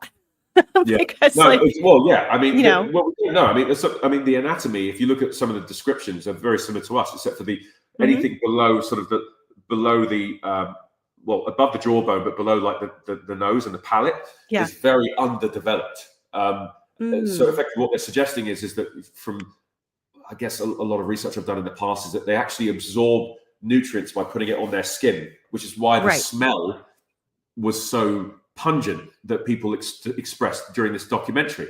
Because maybe what they do is, which would explain a lot of the cow mutilations, is they put this stuff on their skin and it absorbs into the skin because they can't chew. They can't use their mouths anymore. Yes. Oh, wow. You just connected a few dots for me right there, because what's interesting too is, I don't know if you follow like the whole secret space program conversation, but if you are into that and that's something you believe in, I've watched a lot of shows about that. And supposedly there are spacesuits for our humans that are in the program that actually feed the nutrients to them through the suit. Like, because the skin is the biggest organ of the body, right? They absorb the nutrients and the whatever supplements that they need through the suit, which so that they don't have to eat. Because I guess if they're in battle, you're not going to stop and have a cheeseburger. So that's a very good point. No, definitely. I have no doubt in my mind. I mean, obviously, you talk about spacesuits and things. Like Gary McGinnon has some very interesting things to say about NASA, which I think leads to this next question by EP Pet. Yes, it does. Yeah. So what are your thoughts? EP wants to know, Daniel, what have you heard regarding NASA and disinformation? Well, it's long but distinguished, I'd say. I think at the moment, what we do know is that NASA is very well aware and has been very well equipped to understand what this is. And they have collectively put together a research team to investigate this behind closed doors. We know that to be true. But I think what really discredited them was when Bill Nelson came out and addressed the public on NASA's levels of transparency on this issue. I think that gave a really sour taste in a lot of people's mouths. And I think a lot of people were saying, hang on a minute, I smell a rat here. This doesn't sound right at all. How could they not know anything in the 65 plus years that they've existed and sending dozens of people up into space with all the technology that they've had prior to SpaceX coming on the scene? It doesn't add up very well for me. And I think the statements made by Bill Nelson really did put NASA in a bind, because I think that a lot of the general public can read between the lines on this if they've done their due diligence and can see that, NASA is an extension of the DoD. They'll do as they're told, effectively, or the Pentagon. It's one of those two, sorry. But they are a publicly operated company under the guise of government, and it's a mouthpiece. They don't work or operate independently. They're being told exactly what to say. The buck certainly doesn't stop with Bill Nelson in this case. That's what I'm trying to say. And I think that it was very disingenuous for them to come out and also, might I add, be very selective with who they chose to be in the room at the time. So what people don't know is a lot of the media groups that requested to show up, whether they be private TikTokers or YouTubers or anything of that nature, I don't even believe half those people were invited. But from mainstream media, there were some groups that were going to be quite aggressive with questioning, which they were not going to tolerate, which is why they were very selective with who they chose to come forwards based on the questions that had to be pre-submitted, by the way. They were going to be asking these people on the panel, which I found very, very misleading and also a little calculating. A little bit. And I think Nick Gold was on that panel, by the way. I think he was on one. I think it was one. Oh, really? Yes, I think he was one of the guys. There were 4 or 5 people sitting behind Bill Nelson, or at least to the side of him, that were asking and addressing questions by the press there. I'm pretty sure he was one of the people sitting there. I'll have to look back at that interview, but I'm pretty sure he was there. Yeah, because I remember you talked about this when we had the interview, and you had mentioned that there was a reason that he asked Colonel Carl Nell to give his full. Was that you that said that? Or maybe it was maybe I'm thinking of Danny Sheehan, but there was a reference to the fact that the reason that Colonel Carl Nell was asked to give his full background, because he's extremely impressive when you hear his military background, was to set, I think it was Danny, I should say, it was to set him up to answer the next question, which was, do we have contact with extraterrestrials? And his comment, which has now resounded throughout the internet, repeatedly, is yes, there are non-biological entities on this planet, off this planet, and we have had contact with them for many, many years. And there was a setup there so that him being able to say that following his credentials gave him so much credibility. So that was 100%, as Danny Sheehan mentioned, that was a setup so that we would have that information delivered in that way. Yeah. That was, you're talking about at the SALT conference, right? When he was addressing that was from the SALT conference. Yeah. That was definitely, I think that was definitely tailored, and I think that it was good coming from Colonel, because that was David Grush's boss, by the way. So I think I would like to see a bit more from Colonel, because he's quite he's quite an assertive character, and he does not mince his words. And I think that I was a little bit disappointed the fact that people like him weren't showing up on this panel. But that's also, again, because I think some of these guys still have security clearances, which they don't want to lose, by the way. And also, people like Gary Nolan, who I think would have been incredible in that hearing, weren't showing up because they're currently involved in some of these special access programs to learn more about what is being discovered. So, I think that's a very valid point. I think it's good that we've got people that are assertive, that are high ranking, to support their subordinates in this case. That's what at least Tim Gallaudet was talking about. He's coming out in support of some of the people within the military that are he probably would have overseen, and said, look, I'm an admiral, and I'm coming out and saying, this is real. We've been dealing with this. We've been looking, USOs is a very important part of this. And, these things are moving at the speed of torpedoes, which is in excess of 60 knots under the water, which is just unheard of. Like, for something to move that fast under the water with all that displacement is, incredible. Right. Yeah, there's a different set of physics going on there. Yeah. Sophie's asking, Lou Elizondo said this week that a book called Chains of the Sea is a fiction which gives a very interesting perspective on real events. Are you aware of this book or read it? I have not read this or heard of this book, but I will definitely look into it. Chains of the Sea. Okay. Thanks for that, Sophie. I will certainly do my due diligence on that as well, because they sometimes like to put little nuggets in fictional books like this sometimes. Oh, yeah. There's William Mills Tompkins is another one, Selected by Extraterrestrials. That is a compelling read. Wow, if any of that's real, good lord. We're in trouble then. Absolutely. Miriam's asking, did you watch Schellenberger interview on Alchemy America? I did not see that one. So Miriam, I did watch the interview with Jesse Michaels right after the hearing. I think they sat in an adjacent room and just talked about what Schellenberger has been doing and what he thinks is going on here, which is very interesting, because in the teaser trailer, he kind of makes it look like he's advocating for something that's more personal, which is what he thinks people might be scared of to find out, which I don't think is the case after watching it. But no, I haven't seen that, but I think it's pretty interesting what Schellenberger's doing as a private individual, and I think being a guy that doesn't have security clearance to come forward with something as crazy as Immaculate Constellation is nothing short of incredible, really, in terms of investigative journalism, and to shine that light on with people. Rachel, she's one of your followers. She said she's getting her information from George Knapp documentaries. Oh, Rachel. Okay. So the documentary from George Knapp, I have started to watch some of it. I glazed over some of it, obviously, in the background when I've been working, but a lot of it is stuff I've heard before. There are some little bits in there, but I haven't heard any corroborating stories on that, which is why sometimes I try to steer away from some of those things unless I'm not hearing it from other credible sources. Yeah. You have to kind of cross-reference sometimes to make sure you're getting the right information. Yeah. Let's see. John says that was one very interesting. The description of the creatures were unlike anything we have heard of until then. I'm not sure what that's in reference to, John. I know it's something we mentioned, but let's see. You also said Varginha, Brazil, many of the experiencers were children. Yeah, that's true. They were younger. Yeah, of course, they were kids. When the three girls that saw the being that was in the backyard they were like, I think 10, 7, and 8 years old or something. Yeah. And then Rachel says the Brazilian military was investigating. They've had an American on board communicating with the UAP. Also, witnesses said that the attacks, they smelled ether. Oh, interesting. Okay, so that is that with regards to in the 70s. Okay, yeah. So there was a lot of incursions down in Brazil during the 70s, 80s, and 90s. In fact, I think that was when it was at its highest. Even the Brazilian Navy were engaging these things off the coast quite frequently. And there's a lot of discussion on that on the Moment of Contact, the documentary.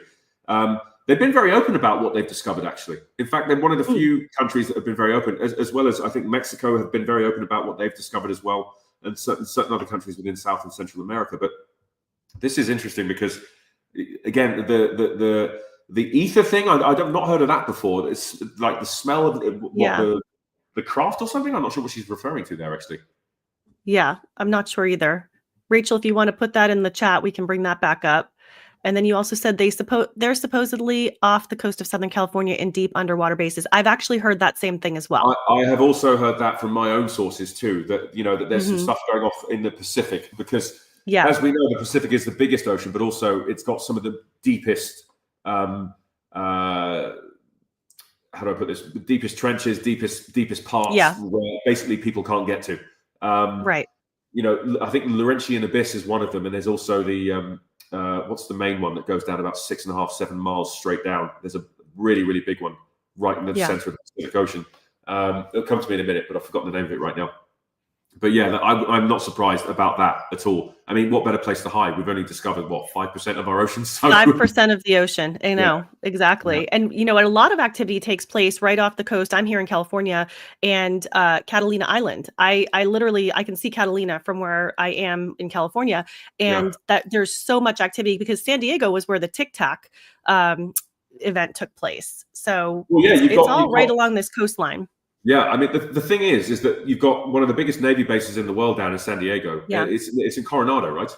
Well, Camp Pendleton is about 35, 40 minutes from where I am, south of where I am. Yeah, so I mean, it's kind of between here and San Diego.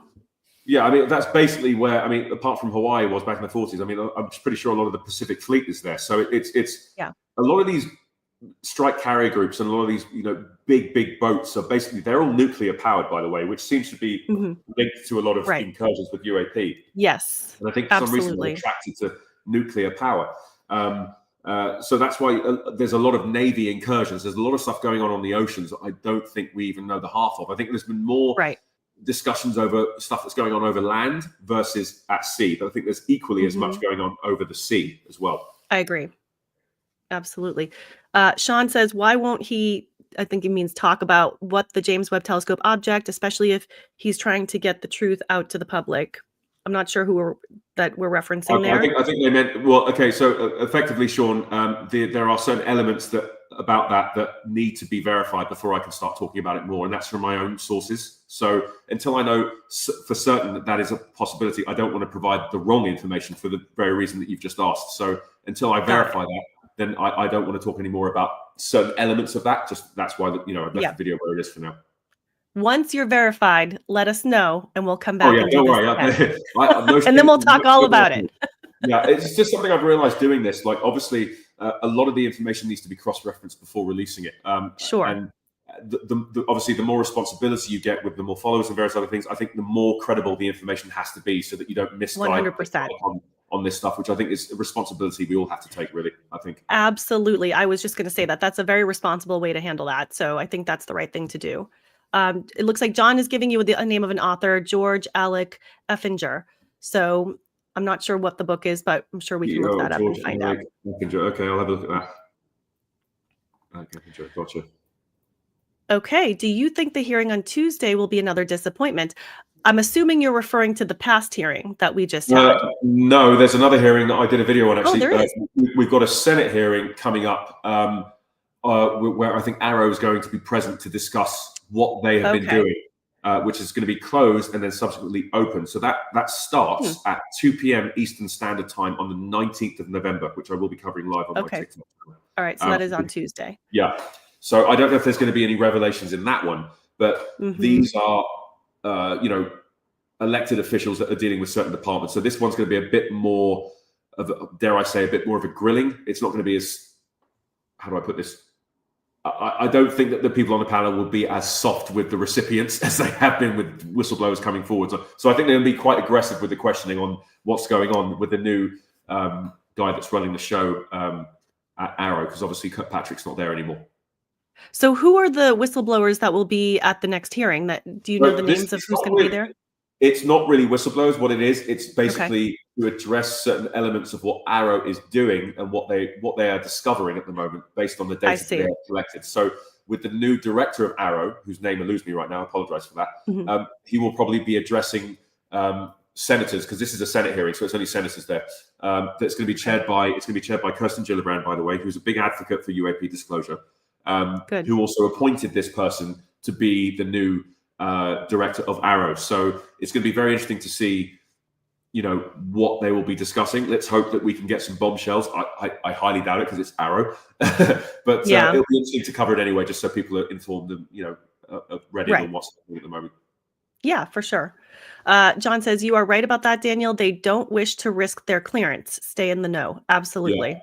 I think and that's something I've become increasingly more aware of, certainly with whistleblowers, is that the information has to be cross-referenced and verified, not only by the ICIG, who's the Intelligence Community Inspector General, but also when they submit these things to the correct department within the Pentagon, it all has to be cleared first. So anything they're coming forward with, the Pentagon already knows they're going to be talking about it. So, and that's just the right way to do this properly. So it's all registered. So there's a breadcrumbs. So effectively, we know who said it, when they said it, why they said it, and how they said it. It's just the process, unfortunately. It's a bit bureaucratic, but it is the way they have to move forwards with stuff like this when they want to address the public on these things. EP says, on a fundamental level, that is our planet, and we each are sovereign individuals with the duty and free will and God-given right to ask questions from our leaders. Absolutely right about that, EP. Yep. It's the same as asking if the sky's blue and people tell you it's not. No, the sky's blue. It is what it is. Right. Exactly. Yes. You have to have your own opinion on that. Miriam is a Daniel follower and now Ethereal. Thank you, Miriam. Thank you so much. Nice. Let's see. Does the incident that happened in Miami, I believe, have anything to do with this, or was this just something else? So I'm assuming, Ellie, you're referring to the Miami Mall incident where there was a being that all of a sudden materialized in the middle of the mall. I think it was like a 7 or 8 foot tall being. And people actually saw this. We talked about this in another interview we did with Honey Golden recently. And people did see this being in the physical. A lot of people said it was sort of like glitching in and out, like it was physical, but it was like kind of phasing in and out of our reality. But the testimonies of the people that saw it they were terrified. People were running terrified. And I forget how many police cars showed up. In the dozens, if not even possibly hundreds of police cars showed up at the mall once this was taking place. And there's been plenty of people who have speculated on what happened there. And I've listened to a number of people who channel and who do a remote viewing, and even Honey Golden, who we spoke about this with her, and she has kind of tapped into her like own personal psychic ability. And the kind of common theme that I hear on that is that the beings that showed themselves, it was actually a mistake. Supposedly it was something where they kind of glitched into either the wrong timeline or the wrong they phased into our reality, into our dimension, and they didn't mean to. And that they were actually equally as freaked out as the people, because apparently, because we're on the 3D here, we're in this 3D plane, there's a lot that's being hidden from us in terms of what is in other dimensions. That's changing because our vibration is raising with this great awakening that we're going through right now. The planet is ascending, and so are we. And so what that means is we're moving from the 3 to the 4 and eventually to the 5D. So we will actually start seeing more of these things appearing in front of us in our physical world here as we continue on this ascension path.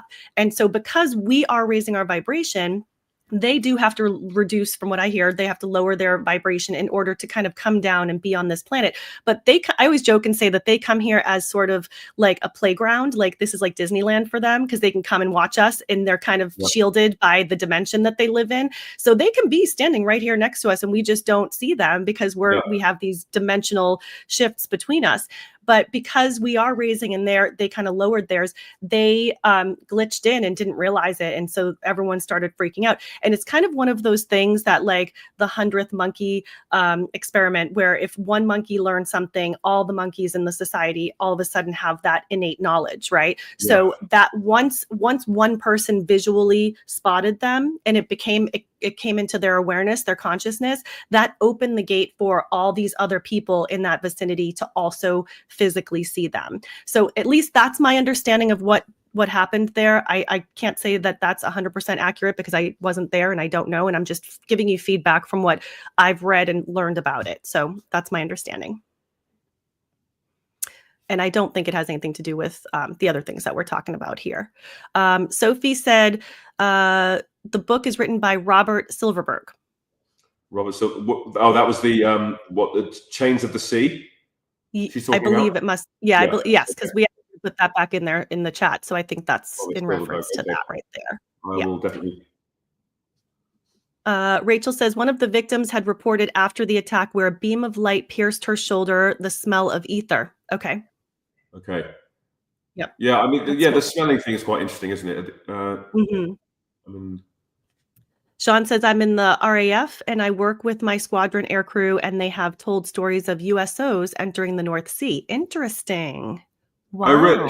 Sean, where are you based? If you're in the North, where are you? Just out of curiosity. Yeah. Oh, that's very interesting. Yeah, if you could put that back in the comment, Sean, that would be awesome to find that out. Well, I mean, you know what? Luke talks about this in the book, actually.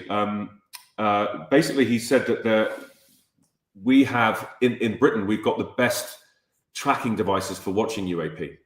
And he mentions that in the book. He said that it's the British that have the best tracing technology to watch these things. I don't know how that's possible with our terrible weather, but clearly we're using a different form of reconnaissance to see these things, and probably infrared or something. It's probably infrared based. Right.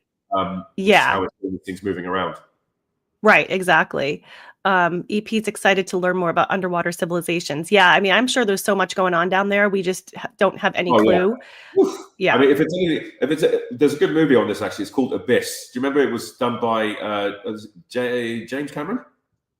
Yeah, I think so. Out in like 86 or 85. Ed Harris and a bunch of other like all-star cast members, but it's a fantastic movie. It's a really good film, but it's all about USOs. That's what it's about. Oh, okay. Yeah. Interesting. And not many we'll people have know to about check it. It's been out for so long now, and it's just kind of gone under most people's radars, but it's a fantastic watch. It's a really good movie. Yeah. Okay, I'll have to look into that. Marianas Trench. That's the one, sure. Sophie. Thank you very much. Okay. That is the deepest part that we know of the Pacific Ocean, which is right smack bang in the middle, sort of 6,000 miles either side of the Asian and American continent. You got that massive Marianas Trench. It's huge. Is it possible that there is whole civilization in Middle Earth that we are unaware of? Absolutely. In fact, we did 2 interviews with Lowell Johnson, who is somebody that went to Mount Shasta, which is up in Northern California, and he was hiking, and he got invited into Telos, which is the Inner Earth Society that is under Mount Shasta.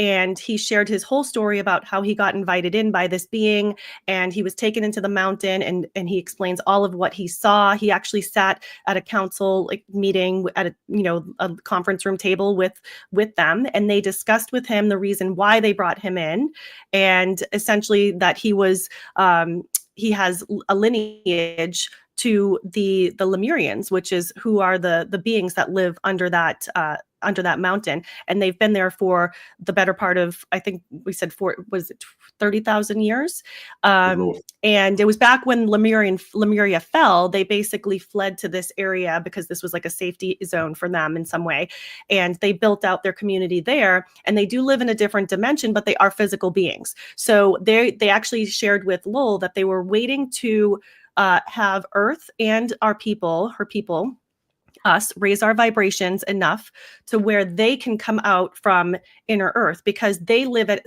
such a high vibration that is under the mountain that they maintain for themselves. So they cannot come out right now because their vibration is so high and ours is so much lower. And the reason, because everyone always asks, Lowell was able to go in because he was operating at a higher vibration, and because he has the lineage in his background, that they were able to invite him in, and he was able to kind of traverse that that dimensional barrier and come into the mountain and have this encounter with them. And he supposedly was, supposed to go back again. I don't know if he will. He has been back to Mount Shasta, but he has not been back to inner earth. And he does also share with us in the second video his second trip to Mount Shasta, where he had encounters with light beings, and he actually shared photographic evidence of that.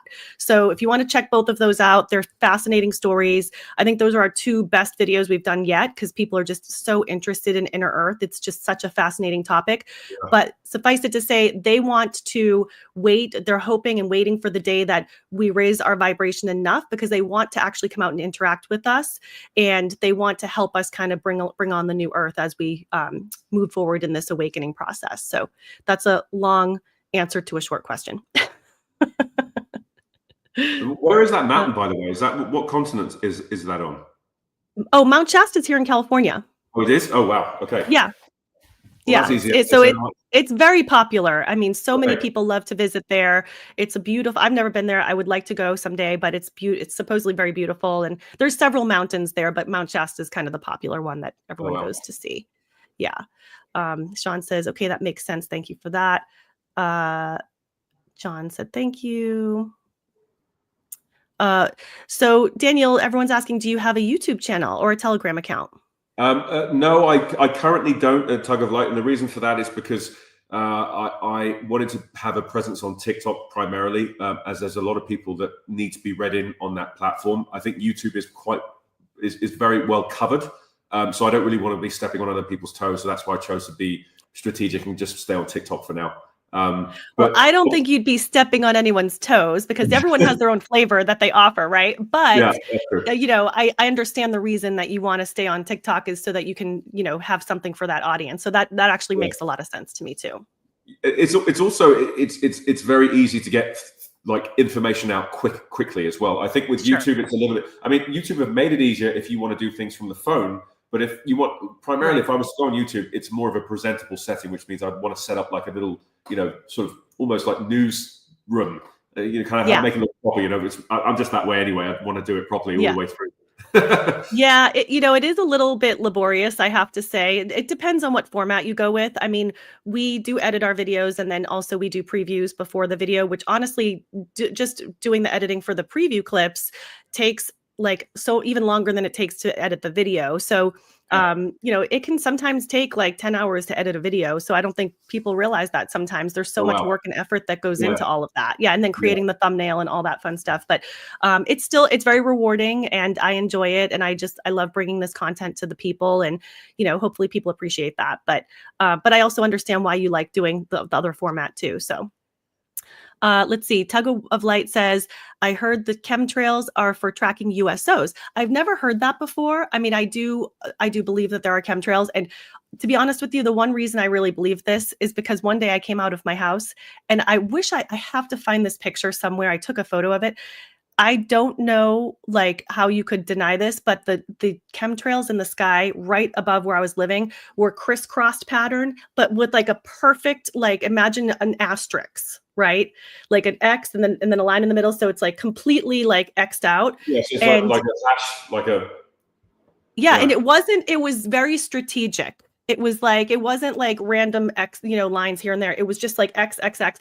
And I was like, okay, that is weird. There's no way that a flight pattern would do that and do it so quickly, because all of the chemtrail lines were still visible, which means the plane had just gone by.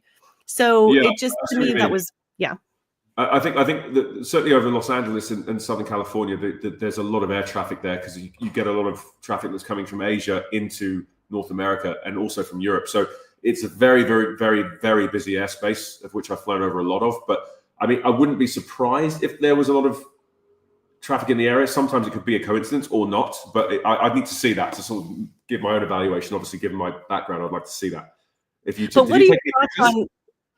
I took one picture, and I don't know where it is. I've looked for it 3 times now, and I'm convinced I still have it, but I don't know if I've hid it away on myself. I have to figure if I put it in a folder somewhere, but it should be on my phone. So I'll have to, if I find it, I'll send it to you because it's pretty opening. Yeah. Yeah. But what are your thoughts in general though on chemtrails? I mean, do you feel like there's So for example, there's I think that again it's an argument that needs to be supported with information or data at least on it. But from what I know is a lot of the trails you see in the sky, it's effectively it's cloud creation. So what you've got is, because these engines are running so hot and the outside air temperature is so cold, effectively that hot air is just being turned into ice crystals almost immediately, because it's minus 50 degrees centigrade versus 120, maybe 250 degrees Celsius that's mixing with that cold air. So it's not a pollutant, but it's basically what it is it's ice crystals and forming clouds effectively is what they are, because they're so high up. I can't say the same for what goes on within the military. I don't know if that's something that they're actively doing. I know that I've certainly, I mean, you can look at crop dusting as one example where they're actually putting some chemical out of an aircraft, but at high altitude, I just don't understand the benefit of that, because at those altitudes, it doesn't come down. It's when you're at 35,000 feet plus, a lot of that stuff that stays up there isn't going to disperse and just drop, because it's lighter than air. That's why it's staying up there in the first place. Unless there's an occluded front or high pressure system that comes through that causes that weather to change. I don't see how that they would do that with the effect of having it fall down onto the ground, unless it's to do with like air purification or something different. I don't know. Just being spitballing here. Right. Yeah, I haven't done too much research on it. I mean, I actually do think that there's probably some nefarious aspect to it, because I feel like there's no good reason why sometimes these formations come out the way they do. But I also haven't done a deep dive, so I have to probably do my research on that a little bit more. I've watched a couple of videos, but maybe that'll be something we can do a little research and come back and do another talk about that sometime. Absolutely. Sean is getting back to you to answer your question, RAF Marham, but I've heard similar things from people at RAF Waddington. Okay, got you. Marham and Waddington. Yep. Okay. Yep. Two places I'm quite familiar with. Rachel says, I'm in Northern California, and the local lore is that people get lost in Shasta lava tubes. So many lava tubes in that region. Wow, that's interesting. I've never heard that. Wow, there's lava tubes? Oh, God. Yeah. Lava tubes are tunnel-like. I know. Be careful of the lava tubes. Don't go down those. Lava tubes are tunnel-like voids left over from magma. They must be pretty big if people are getting lost in there. Yeah. Well, I mean, I guess they're all different shapes and sizes, I guess. Wow, that's fascinating. Right. Wow. Yeah. John says, if these people, I'll just call them, can swiftly traverse the stars, then I would not be surprised to learn that no depths in our oceans are too great for them in which to set up their bases. Absolutely, for sure. Very valid point. Of course, if there's a more intelligent being that's, thank you, John. If there's more intelligent beings coming to Earth in the way that they're getting here, they're also going to be more advanced in the way of dealing with certain types of elements, because a multiplanetary species is going to understand how do I put this? The challenging task they're going to be faced with when traversing across the stars and preparing for every eventuality. Obviously, we assume, based on the periodic table, that we understand that we have all the elements that exist within the universe. I don't believe that to be the case. I think there's a lot of elements that are missing that we just haven't seen yet. And to assume that everything on the periodic table is everything that there is in the entire universe, I think is a little bit of an ignorant statement. So they've obviously clearly figured out a way of traversing through different elements and different types of, well, in this case, solids and non-solids, so that they don't have any adverse effects on their craft or whatever they're using to get here. And also, I don't think we've even discovered all the elements we have here either. And I think they're still coming up with elements occasionally that they're discovering. So there's still a lot more to learn. Ellie has been following Daniel and has been having these conversations with my family and friends to spread the word. That's great, Ellie. Well done, Ellie. That's what we all need. Yeah, that's a very important part of this. We know it comes down to you guys, really. We kind of just shine some light on it, but it's a team effort. Everyone has to remove the stigma and move the topic forward, so we can get to at least disclosure, so we can have some address by whether that be Trump or someone else within politics that can address the situation. Exactly.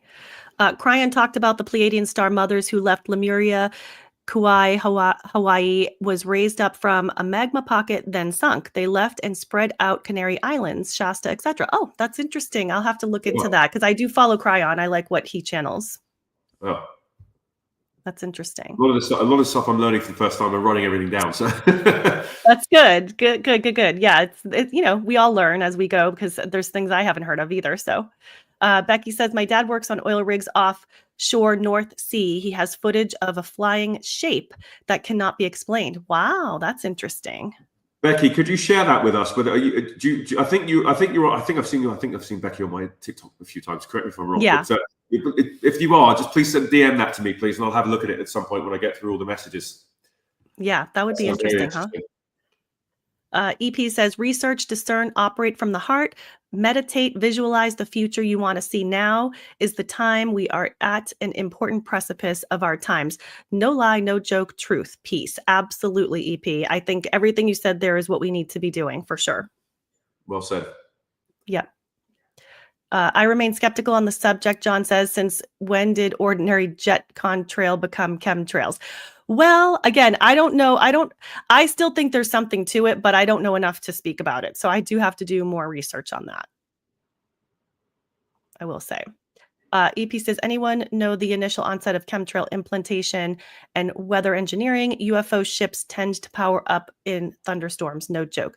Yeah, I would like to find that out too. Also, when did we kind of start that thought process of chemtrails and also weather engineering, or weather geoengineering, I should say, which I do believe in as well, by the way. That's an interesting point, actually, about the about how UFOs require thunderstorms, because they are electrogravitic in nature, some of these things. So that is why that we saw an increased number of incidents during the 1940s, is because the technology that was super well, like highly used across the Second World War was radio and frequencies, which again, these things have been operating on. So we've actually passed the point of going on to sort of Wi-Fi and fiber optics, and more away from the conventional radio stuff, which has been known to cause disruptions with craft in some cases. Yeah. And there is a lot of stuff. In fact, Ross Coulthard talks about this, but from some of his sources, he's saying that, I actually wrote these notes down, that we are actually bringing some of these things down with controlled EMP, which controlled electromagnetic frequency. Yeah. So that's very interesting that they mentioned the thunderstorms thing. I'll keep my eye on the ground on that one. Yeah, for sure. Rachel asks, like, cloud seeding. In terms of, I'm assuming you're referring to the chemtrails. I mean, I guess I'm not sure if cloud seeding is an actual thing or if you're kind of making a reference to kind of understand it a little bit better. But sure, like I would say they're probably in the same realm. I've never heard of cloud seeding if that's an actual thing, but I wouldn't put it past them to be able to figure out how to do that. Rachel said, I've been in many lava tubes. They can go for miles if they haven't collapsed. Wow. I had no idea that they were that significant. Wow. Yeah. John says, and it simply doesn't seem particularly intriguing to me personally, the chemtrails. Okay. Yeah. Some people, it's not really a big deal for them, I guess. There's an awful lot we've yet to discover. Absolutely. Yeah. I always say the more I learn, the more I realize what I don't know. Yeah. Again, it's a lot of the stuff is heavily redacted, and if you think of it in the grand scheme of things, we've got a universal level of knowledge to discover because the universe is almost, dare I say, it doesn't really end. So that way, exactly, you might want to paint it with a brush that is universal as opposed to limited. Right. Understand? Absolutely. Tug of Light says, I think it was 1805 when they took ether off the periodic table. Huh. I didn't even know they took it off the period. Really? Yeah.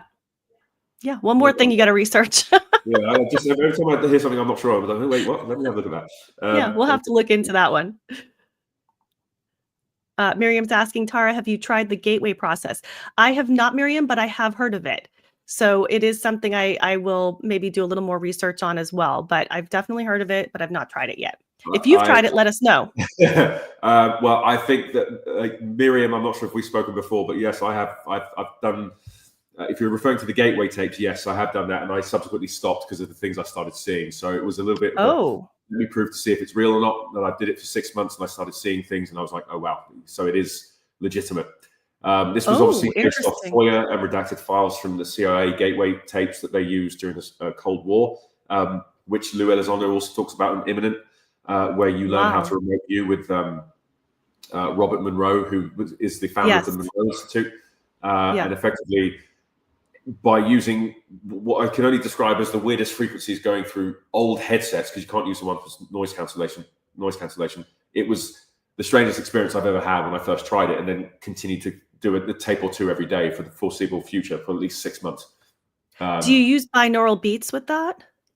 Yeah. So for example, that's exactly what's going on. So it's hemisync, and it's using different tones in each ear, it's the weirdest experience after you practice enough, because things start happening that I just didn't think were possible, is the only way to describe it. One of the things I experienced was that you know, that sort of deja vu moment you have, you think of somebody and they either call or text or email you. Sure.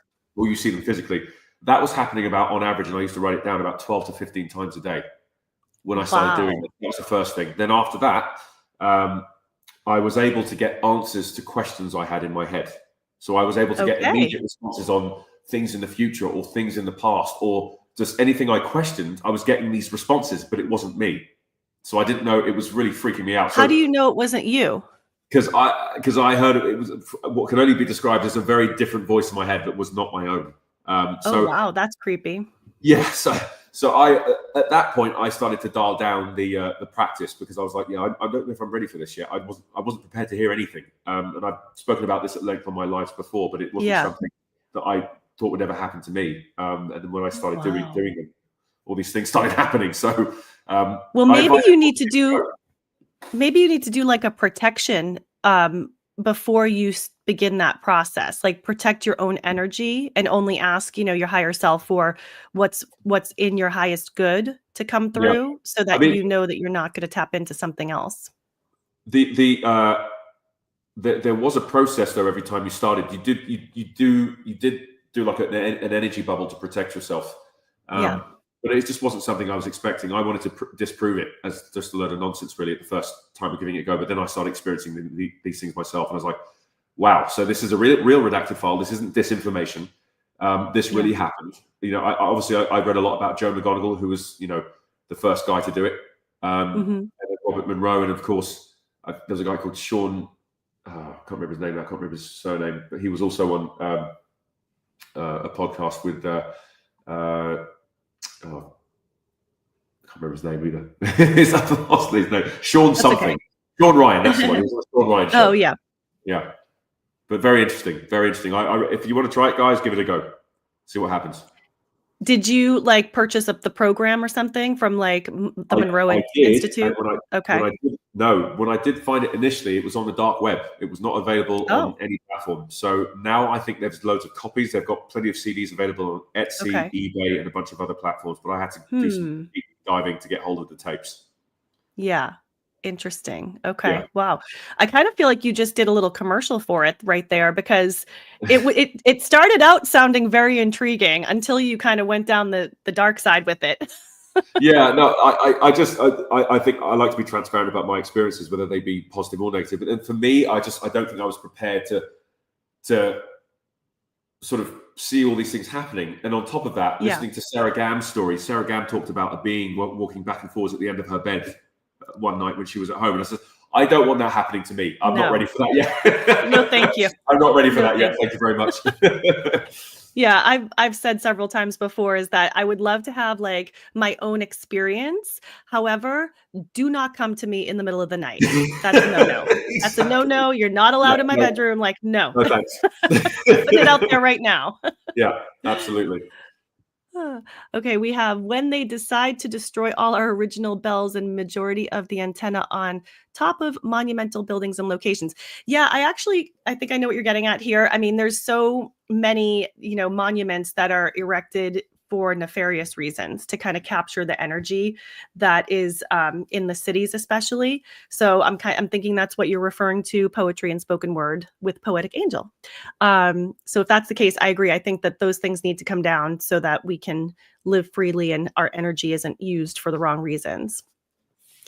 Rachel says cloud seeding is an actual thing. Oh, okay. That's interesting. It's been going on over Southern California for years and caused our horrible season of atmospheric rivers a few years ago. Yeah, that's interesting. I wouldn't doubt that. So I'll have to do some more research on what that is because I haven't heard of that. Let's see. Yeah, in terms of weather, frequency, etc. Yep, I got that. Okay. John says, how very aggressive of us, we peaceful humans, to be constantly devising new ways to bring down their ships. I know. It's something that again, Ross Coulthard talked about. He was very concerned that, are we sure we want to be doing this with things that can traverse and get across the stars to come here? I don't think that's a wise move. I think we definitely wouldn't have the upper hand here if something was to go wrong with that. So yeah, I think it doesn't come without risk, really. Which is why we need congressional oversight over these things. Yeah.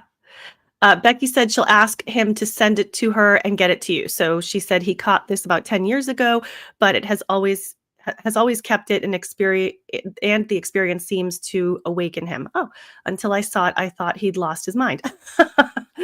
Well, I'm glad he had proof to show you that he was telling the truth. Yeah, that's important. We need the proof. That's very important. Yeah. Yes, exactly. Let's see. Google Santa Ana Watershed Project cloud seeding. I will definitely look into that. That's a good one to look at. Writing that one down. Yep, I know. There's a lot for us to look into here. Beetle D says, is there a correlation between CMEs from the sun and an increase of UAP sightings?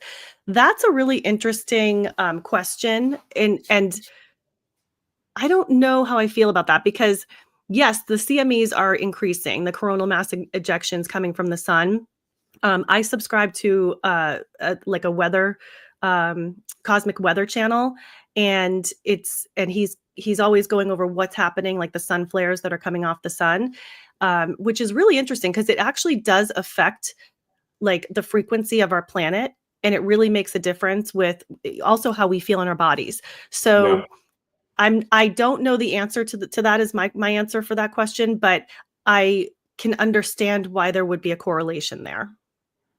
Yeah, that is interesting. I can't really comment on that. I don't really know much about CMEs and the correlation with the increase in UAP sightings. Yeah, but that's a good one also to look into.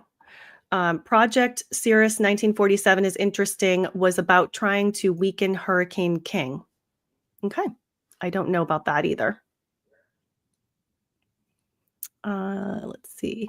Rachel, we talked about Googling that. Good information. Okay, good. Oh, this is probably a good warning. Probably not advisable to use those techniques. Search within, not outside of you. Blessings.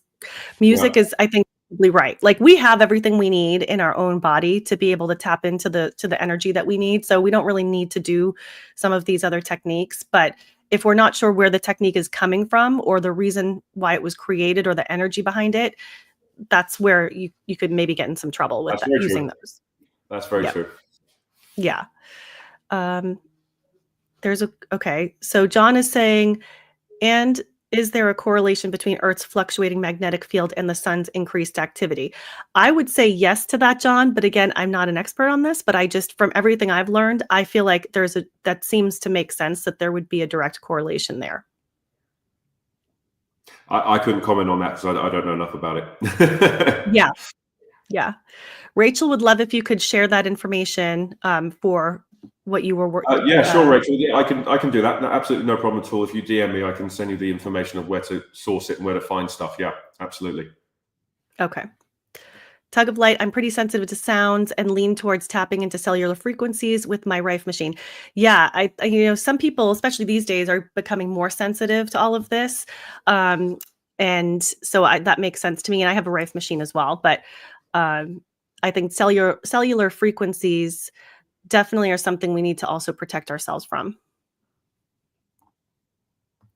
Consciousness is the greatest power in the universe. Yes, it is. That's right, John. That is right. And it's tangible. It's definitely real. Mm-hmm. And Beetle D says, I do think CERN affects it. Yeah, so CERN is obviously that. Where are they based? I think they're in Switzerland, aren't they? Switzerland. Yeah. Yeah. Mm-hmm. Yeah, there's talk that CERN has opened a portal and that has actually let in a lot of nefarious energy that I'm not sure if it's been closed or there was definitely some experimentation going on with that at one point. Yeah. So I don't think it's always for the highest good. We'll say it that way. Yeah. You're going to get a spectrum of things coming through. It's not just going to be good. It's going to be all sorts of things. Right. John says, I don't care. I'm not particularly modest. Go ahead and visit me astrally if you wish, but come with pure intentions is all I ask. That's a good way to say it, John. But are you okay with them coming to you in the middle of the night in your bedroom? That's the question. Yeah. We'll have to put some times in. I think, daytime hour only. Exactly. Attacking them is not a good idea. We should be grateful they are peaceful by and large. Sure, typical for us to be doing that, isn't it, John? Yes. Oh, MSM has reported on cloud seeding in Abu Dhabi. Interesting. Well, they probably need a bit of rain. Yeah, it's a bit, it's desert, isn't it? So I wouldn't be surprised if they are putting something in the air to cause it to rain. Right. But it's interesting that MSM is reporting on that, right? Yeah, like the mainstream media. Which outlet was that, Sarah? Do you remember which outlet that was? Yeah, let us know if you know what that is. Let's see. Oh, she repeated her comment. That's okay. Oh. We like hearing from you. That's okay. Okay, John says he hesitates to speculate. Let's see. I believe that the free energy we were maintaining late 1800s to early 1900s was shared in agreement of UAP UFO that got out of control, and now we have to pay for it.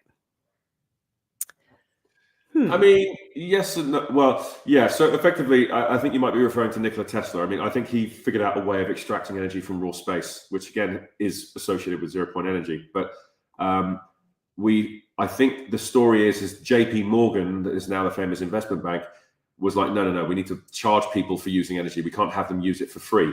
Yes. I think that was the end of Nikola Tesla's legacy at that point. And I think he was frequently raided by said agencies after he was going to go forwards with that and allowing people to have free energy. So there's a lot of stuff to support that story.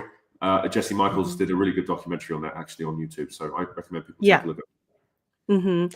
Yeah, I mean, they essentially ruined him after he came forward with his inventions. And when he presented it to JP Morgan, he said, well, we can't make money with this. If you're giving energy away for free, how do we make money? So then that's when he shut him down and repurposed his invention for himself and charged people. So that was very lovely of him. I think that really put the final nail in the coffin for the Tesla as well. I think that was the thing that killed him, to be honest. I think that really just took away his soul because it's something that he worked so hard to get to light. And you've got some tyrant that just wanted to, to control the narrative really and get greedy with money. Right. So.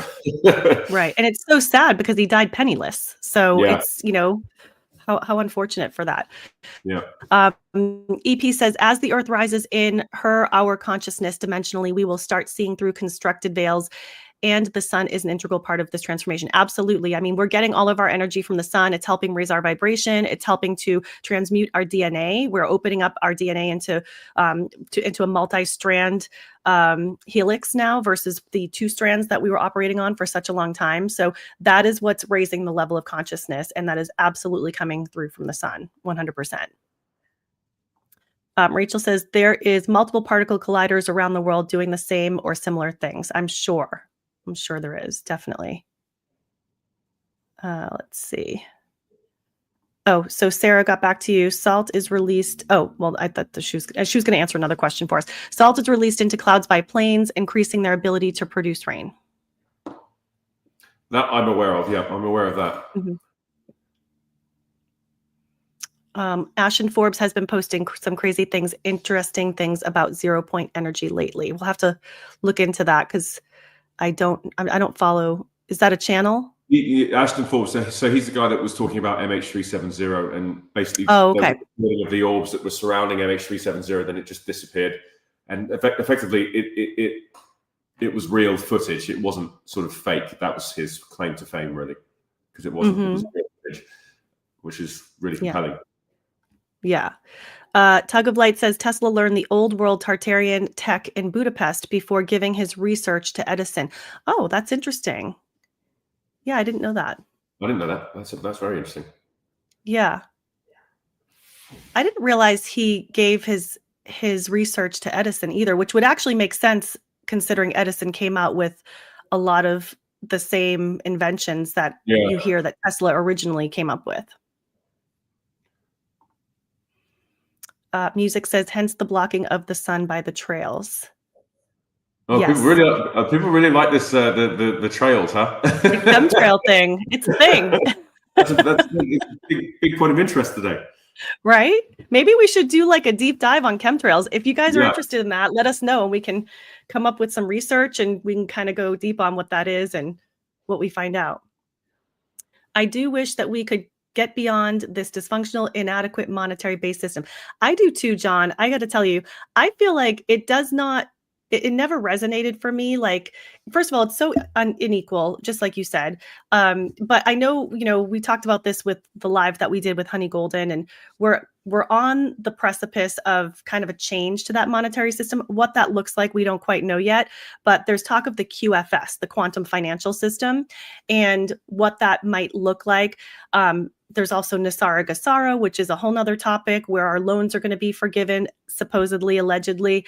There's so many avenues that we could go down with this topic, but it all remains to be seen. I do hope it will change, though, because it is very unequal, and it is something that needs to be fixed. There's no reason with the amount of wealth in the world that we should have anyone starving. There should be nobody that is hungry, nobody that is homeless. And there's enough to go around for everyone. We just need to have that spread out more equally. So I agree with you on that one for sure. Absolutely. Tug of Light says Edison collected patents. Makes sense. Yes, he did. He did indeed. Yeah. Let's see. Anyone see the tangential flight Terrence Howard was disclosing? I did not see that. No, I didn't see that. Yeah. I mean, I heard his rant on, was it Joe Rogan that he Joe was Rogan, on? when he was speaking with Eric Weinstein. Yeah, I saw that too. That was very interesting. It's so interesting because he's talking about things that a lot of people don't have a lot of knowledge around. So some of it sounds like it could be actually true and legitimate, but it's one of those things, like he does a good job explaining it, but then there's times that he goes off down a path and you're like, wait, what? Yeah. What is it? 2 + 2 = 2, or I forget what his little his math, his crazy math. I think it's to do with the starting of the number 0, like how it distorts the entire frame of numbers. Is that there shouldn't really be a 0, which in turn would then eradicate certain ways of addition and multiplication. Which I don't know. It's very complex. Some of it just goes over my head, to be honest. Right? I mean, ChatGPT and see if it can explain it in a more basic term. ChatGPT is like, I can't even figure this guy out. Yeah, probably. Music says the media have been pretty successful in demonizing the sun and scaring people into wearing glasses 24/7 and smearing heavy metals onto their skin for decades. Now we know why. Absolutely. I've heard this before too, that the sun is not as dangerous as they've always made it out to be for us, that, actually the chemicals we put on our bodies to protect us from the sun is actually more damaging than the sun itself. I mean, we need vitamin D and so many of us are deficient in that. And it's because we don't spend enough time in the sun. Or like as Music is saying, we put something on ourselves to stop the sun from getting through to our skin. So I agree with that. Just a heads up, I've got about 5 more minutes before I have to. Okay. No problem. We're kind of nearing the end here. We've got a few more comments. So if anybody has any final comments, go ahead and put those in the chat, but we'll kind of do rapid fire here. Yes, a better social system in the future beyond my expected lifespan. Well, don't say that, John. Hopefully we all get to see that. So we'll all be here. Pentagon-shaped fans that collect into shapes to fly or hover. Okay. I don't know much about that, but let's see. Rachel, he does not have 97 patents. Okay. I don't know how many patents he has, but I don't know the number. Yeah. EP says, why do you feel people have such an innate interest in UFOs, UAPs, life outside of what we have experienced? I'm just going to say my answer to that would be, I think we all just have this inner knowingness that there's more to the universe than what we have here on our planet. And so there's that curiosity because it's something that we know we're connected to. That's my answer. What's your answer, Daniel? I think it's primarily to do with the fact that there's comfort in knowing that we're not alone in this massive space that we're operating and living in, but also the fascination that there are beings of all different kinds of appearances, I guess, existences that are less intelligent and more intelligent than we are. I think it's a spectrum of all kinds of things, which just makes it an incredible topic to talk about. It's two out of the biggest questions we want to know: what happens after we die, and are we alone? And one of those things apparently is about to be answered if we keep applying the pressure. Yeah, for sure. Howard is the plant, perfect example of selling the truth with pure lies and fiction. Yeah, I don't know. I can't say for sure what I feel about him one way or another, but there's definitely something that doesn't sit quite right for me. Howard in Terrence Howard. Okay, sorry. Yeah, Terrence Howard. Yeah. Okay. And he has 0 patents. He's just rich and titled. Oh, that could be true. That could very well be true. And I'm going to throw this one up as our final comment because I think this is a good one to end on. Poetry and Spoken Words and Poetic Angel says, as above, so below. And I think that is a great comment for us to wrap it up because it is so true. And I just want to say thank you so much, Daniel. It's been super fun chatting with you.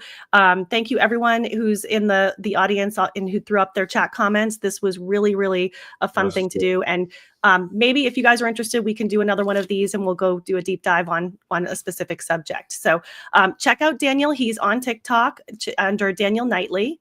And if you haven't subscribed to either of us, please do so. We love to have you guys check out our content. And we we're working really hard to try and bring this information to you. So hopefully it's appreciated and we appreciate you as well. So Daniel, thank you so much. And thank you for all that you're doing because you are working also really hard to bring this information out. So yeah, it's the right thing. It's the right thing to do. People need to know, to be read in on what's happening, and I feel a moral obligation at this point to just keep going, just to make sure that everyone is prepared for whatever this is, and we're all in it together. So that's it. We are. This is the game of life, and we're all here together. So thank you so much, and definitely let's plan another one soon. And enjoy the rest of your afternoon. And everyone else in the chat, thank you guys so much. We appreciate you as well. See you. Bye, everyone.